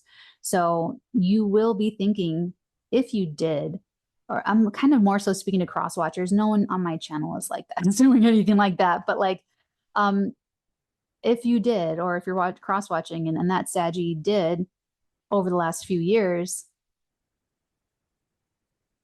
it's time to pay karmic debts. So if you're cross watching and the Sagittarius did something against you when the nodes were in Scorpio, Taurus, and like, what was that, like 2021, 2022. So then, especially with Mars being in the 8th house, that's like karmic reckoning. That's definitely like reaping of what we've sown type of energy. So the best that you can do if it's you, Saggy, is to just make it right, is really honestly focus on your own like healing with Mars in your 8th house. And if there's something happening in the life of the partner, that the partner is having a change of the finances, you may have to actually pick up some of that and maybe compensate a little bit. But yeah, I have so much more. So we'll get to it later. But in this week, Sagittarius, have a great week ahead. Sign on to Patreon as a free member. You'll be able to still participate in the remote viewing, watch the remote viewing in 5 minutes video. And thank you so much for taking up the Sagittarius mantle of consciousness. I hope to see you there soon, and have a great week. Hello, my beautiful, magnificent Capricorn, sun signs, moon signs, and rising signs. Welcome, welcome to your week ahead. Okay. How has it been having Capricorn power back with Pluto in our sign this past week? It's been amazing. I'm loving it. I hope you guys are loving it too. Okay, so this week we've got the quarter moon happening on Tuesday, the 10th of September. The moon will be in Sagittarius in our 12th house of secrets, sorrows, self-undoing, everything happening behind the scenes, including work that happens behind the scenes, such as professional writing. Psychic consigliere would qualify as something very behind the scenes. This is also if you work in like the hotel industry, if you work at a prison, ashrams, meditation centers, any physical places that are like away from society. And that moon is giving us a lot of psychic insight. Your spidey senses are going to be off the charts, and it's going to square the sun in Virgo in the 9th house of life philosophy, morals, ethics, teachers, gurus, guides, foreigners, foreign travel, marketing, and publishing. So this is a crisis in action. We have to do something. So for Capricorns, we may be doing something more behind the scenes. Now, some Capricorns, you need to rest. You need to just like take a time out, go on vacation or a staycation, and just like chill. Others of us may be doing something. Others of us may be doing things behind the scenes that are more like writing or working, or, you know, especially if this is like relocating or having anything to do with a foreigner or with a teacher or with a mentor, a guru. This could be, you know, a psychic work behind the scenes, writing behind the scenes, anything that, or even like itinerary, maybe making travel plans, that kind of stuff. But it's, like I said, it's some kind of like challenge. So there could also be some element of the belief systems that need to be elevated.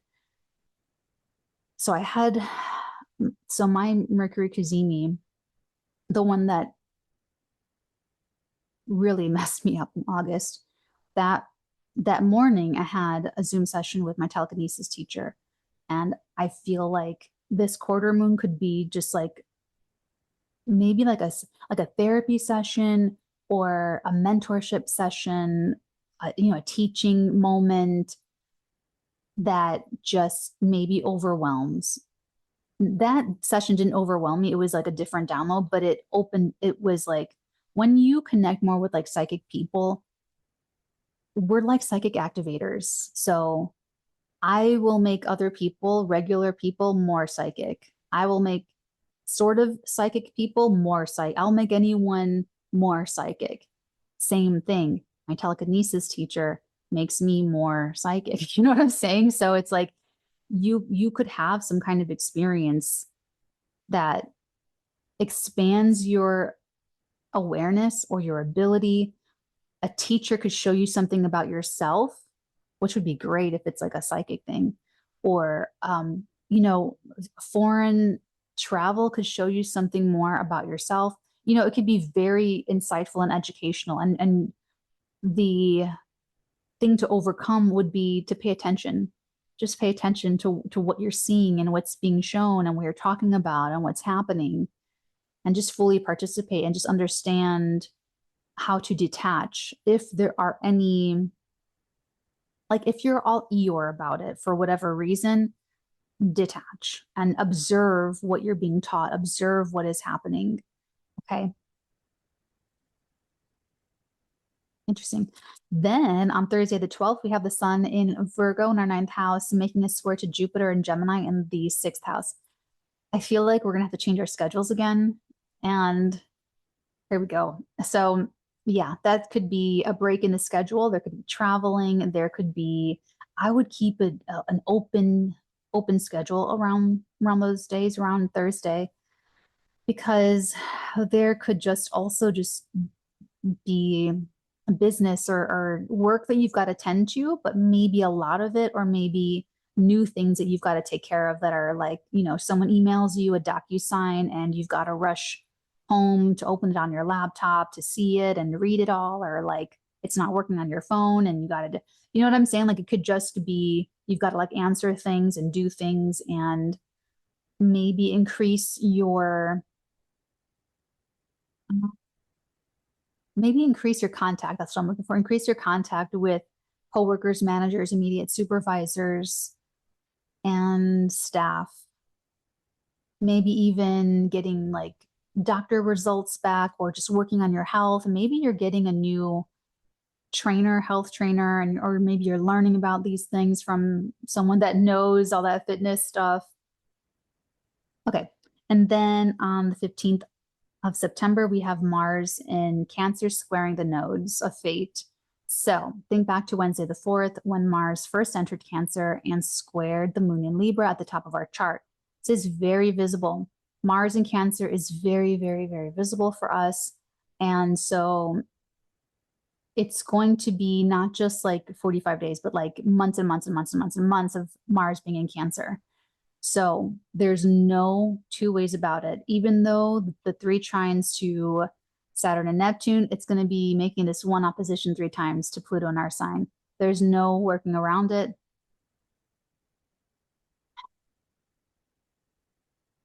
We're going to face opposition. And we're going to have to tangle. We're going to have, it's, guys, I've tried to avoid astrology by staying inside and like throwing my phone in another room and being under the covers. It's uncanny how stuff finds you. It's just is. So I'm not even sugarcoating it. You guys, it's going to be full on. And it's going to be the other person that's maybe kind of frustrated, other people being frustrated with us, or other people just being frustrated on one hand. But on the flip side, Mars is here to create justice. So if there's been injustice in partnerships, with open enemies, in the career, in the home and family life, this is why we always act and think and feel in truth, love, and integrity, because no one gets away with anything. It might take longer. We might have to wait for a Mercury, Venus, or Mars retrograde, but things get balanced. And South Node in Libra, things are getting balanced. So think back to, like I said, around Wednesday the 4th, we're trying to put things where they belong. We're trying to create justice in our careers, in our relationships, in our home lives. And we have the power to change anything we need to make things equal and to put things back into balance. And that's what Mars is going to be helping us do. And so if there were relationships and partnerships, you know, lovers, committed partnership, committed love partnerships, business partnerships, family bonds, client relationships, audience relationships, if any of those didn't get to happen or were snuffed out for whatever reason, or had, you know, there was some injustice around it, now it gets corrected and now it gets to happen. Now the relationship is going to get to happen. It's going to get off the ground. It's going to be, you know, putting us back in with audiences. It's going to be put, you know what I'm saying? So it's like part of this is going to be a little bit frustrating, but we've got to be perfect, Capricorns, sun, moon, and risings. Keep a Pluto diary, journal every day, the last bit of Pluto and Capricorn. I'm loving it. I am a huge fan. It's completely changed everything about me since 2008. Now, this is like all of my adult life and some of my under adult life, but it's huge. It's really been very huge and very empowering. So remember, you, Capricorn, are the one with the power. So if you are frustrated with another person, it's off. It's all off. If you're frustrated with another person, you're in a Plutonian power struggle, and you've got to either bring it back into balance or let it go. Drop it. And then forget about it. Don't think about it anymore. You know what I'm saying? Great boundaries. Mars in Cancer is giving us the self-respect and the desire and the drive to connect authentically to be able to do all of this. Also, if there's been any injustices in friends, groups, friends, groups, associations, social media, and or in the career space, we get to look forward to justice and accountability and balance coming in from now until the spring of 2025 with Mars in Cancer, creating that justice for us and helping us to do what we have to do and act differently in relationships to create balance or let it go. Because Mars is assertive, not aggressive.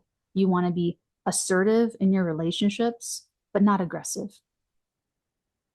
And if anyone's making it seem like you need to be aggressive, that's manipulative.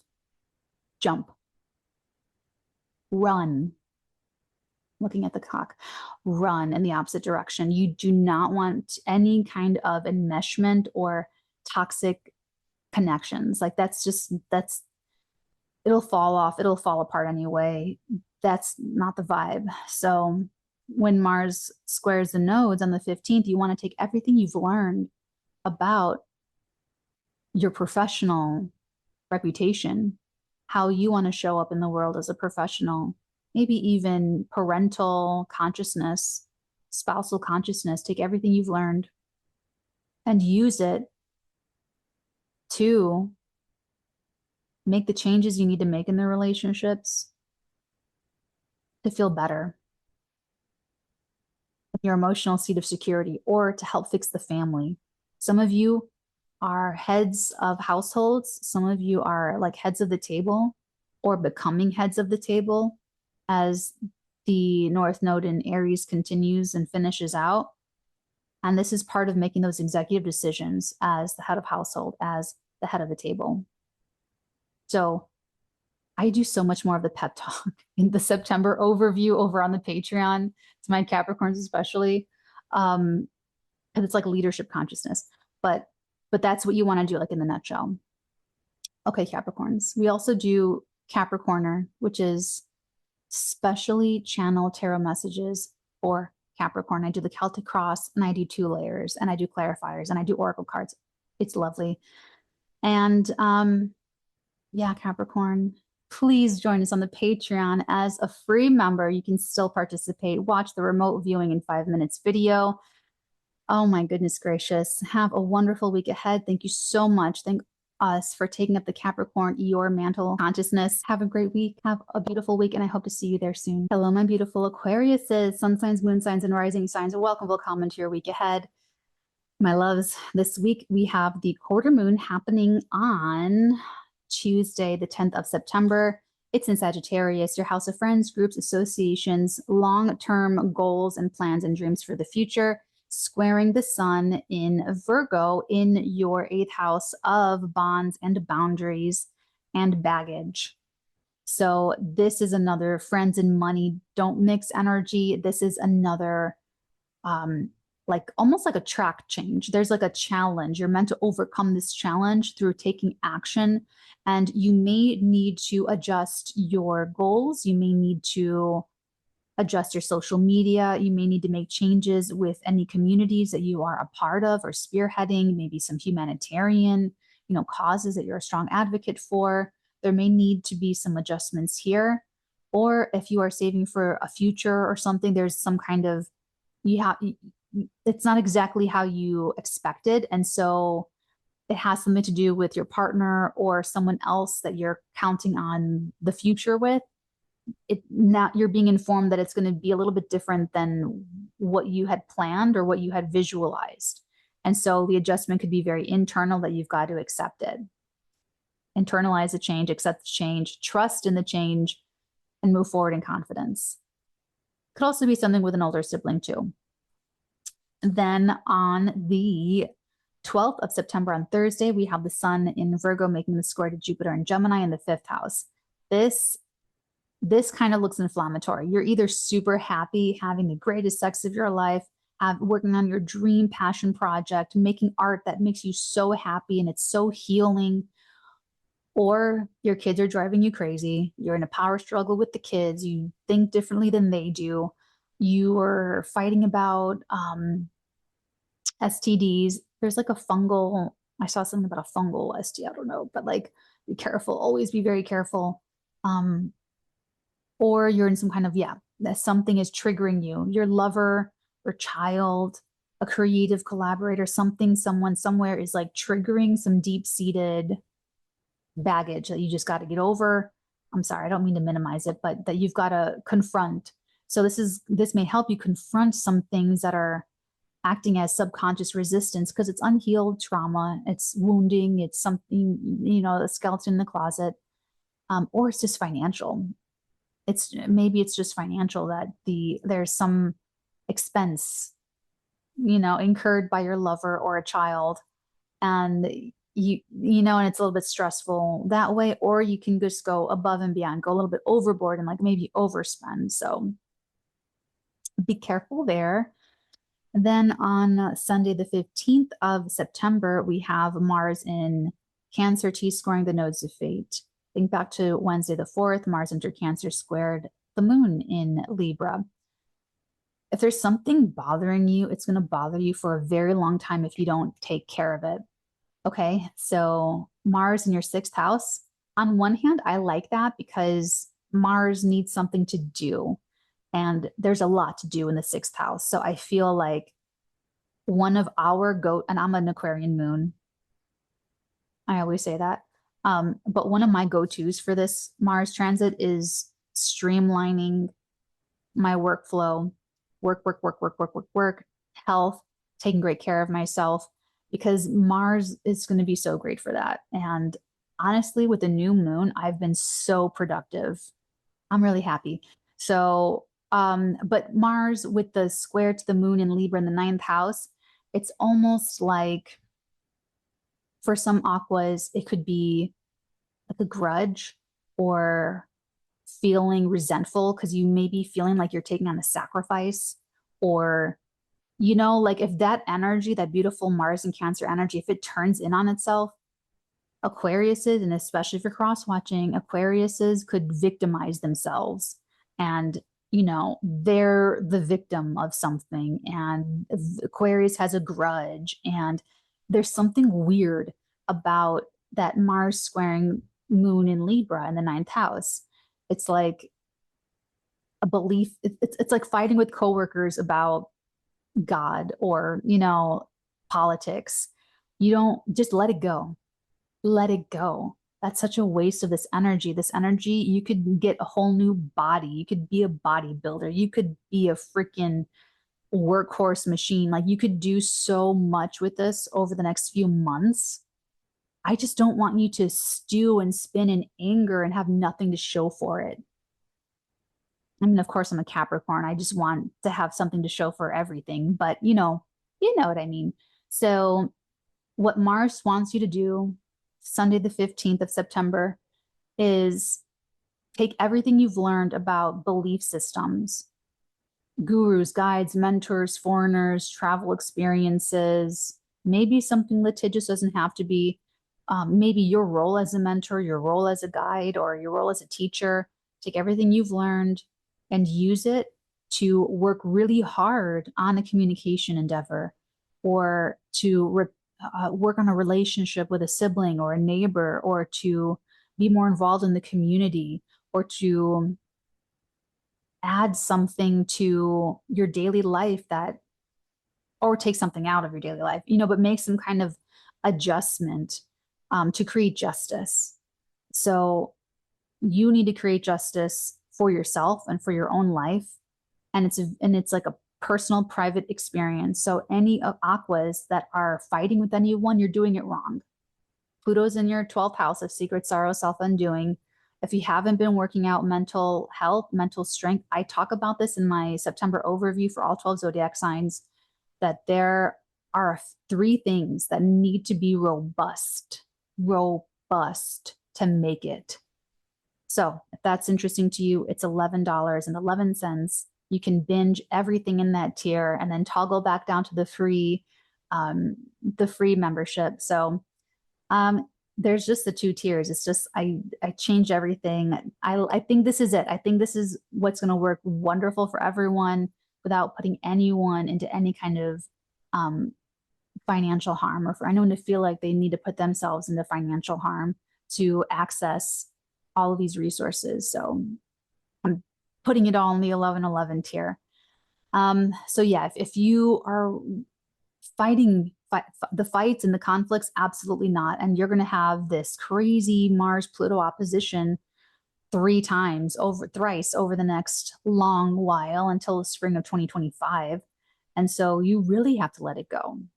You really got to be like flocking out, going on vacation. You know what I'm saying? Like, so whatever's like bothering you as early as Wednesday, you need to nip it in the bud, balance it out, or drop it. And it has to be in your own self-interest. It has to be something you drop because it's not good for your daily life.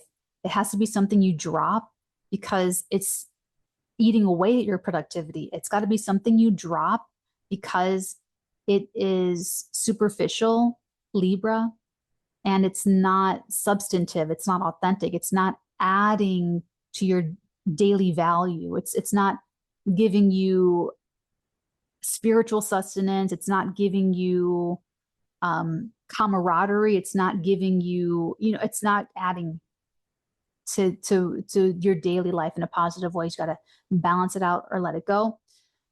And it's going to be a longer theme over the next few months, until spring. So if there's been any injustice in your life when the nodes were in Scorpio, Taurus, in the career, if there's been any injustices in your career, in your spousal relationship, you as a parent, or in you as your role as a mentor, guru, guide, whomever, you're meant to make these adjustments to create justice for yourself.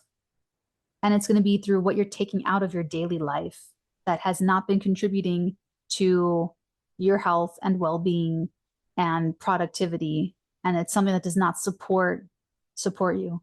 So feel very empowered to bring it into balance or let it go, especially including beliefs, especially including beliefs about women or feminine energy aquas.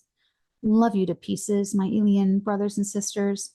Take very good care this week. Please join us on Patreon as a free member. You can still participate with the remote viewing practice targets. Watch my remote viewing in 5 minutes video. and have a wonderful week. Thank you so much for taking up the Aquarius mantle of consciousness, and I hope to see you there soon. Hello, my beautiful stand-up Pisces, sun signs, moon signs, and rising signs. Welcome to your week ahead. You guys have on Tuesday, the 10th of September, the quarter moon happening in Sagittarius, which is your 10th house of career, social standing, your reputation, the legacy you leave behind. It's you in a marriage, your spousal relationship, you as a parent, and it's squaring the sun in Virgo in your 7th house. So there's a challenge in professional relationships and spousal relationships, or you as a parent with one of your children. This is a challenge you're meant to get through and get over, but you got to deal with it. You may have to do something. You may have to show up in the world as the one with the widest, biggest perspective. You may have to be that person, and it may freak you out a little bit. So, just sort of be on the lookout to what that could be, but just know that you're meant to get through it. Then on Thursday, the 12th of September, we have the sun in Virgo squaring Jupiter in Gemini. So this was kind of a hard summer for you guys. I'm gonna be honest there. On Thursday, the 12th, the sun squaring Jupiter could be like a little bit of a reminder from maybe any difficulties from like June, July, August, and then here you are, Thursday, September the 12th.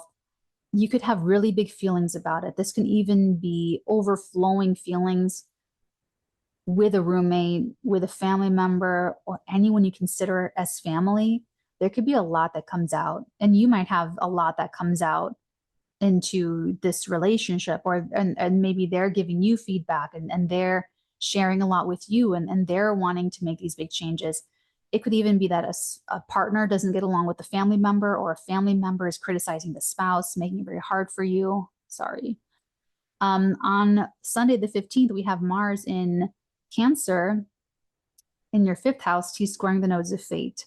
On Wednesday the 4th, Mars moved into Cancer, squared the moon in Libra.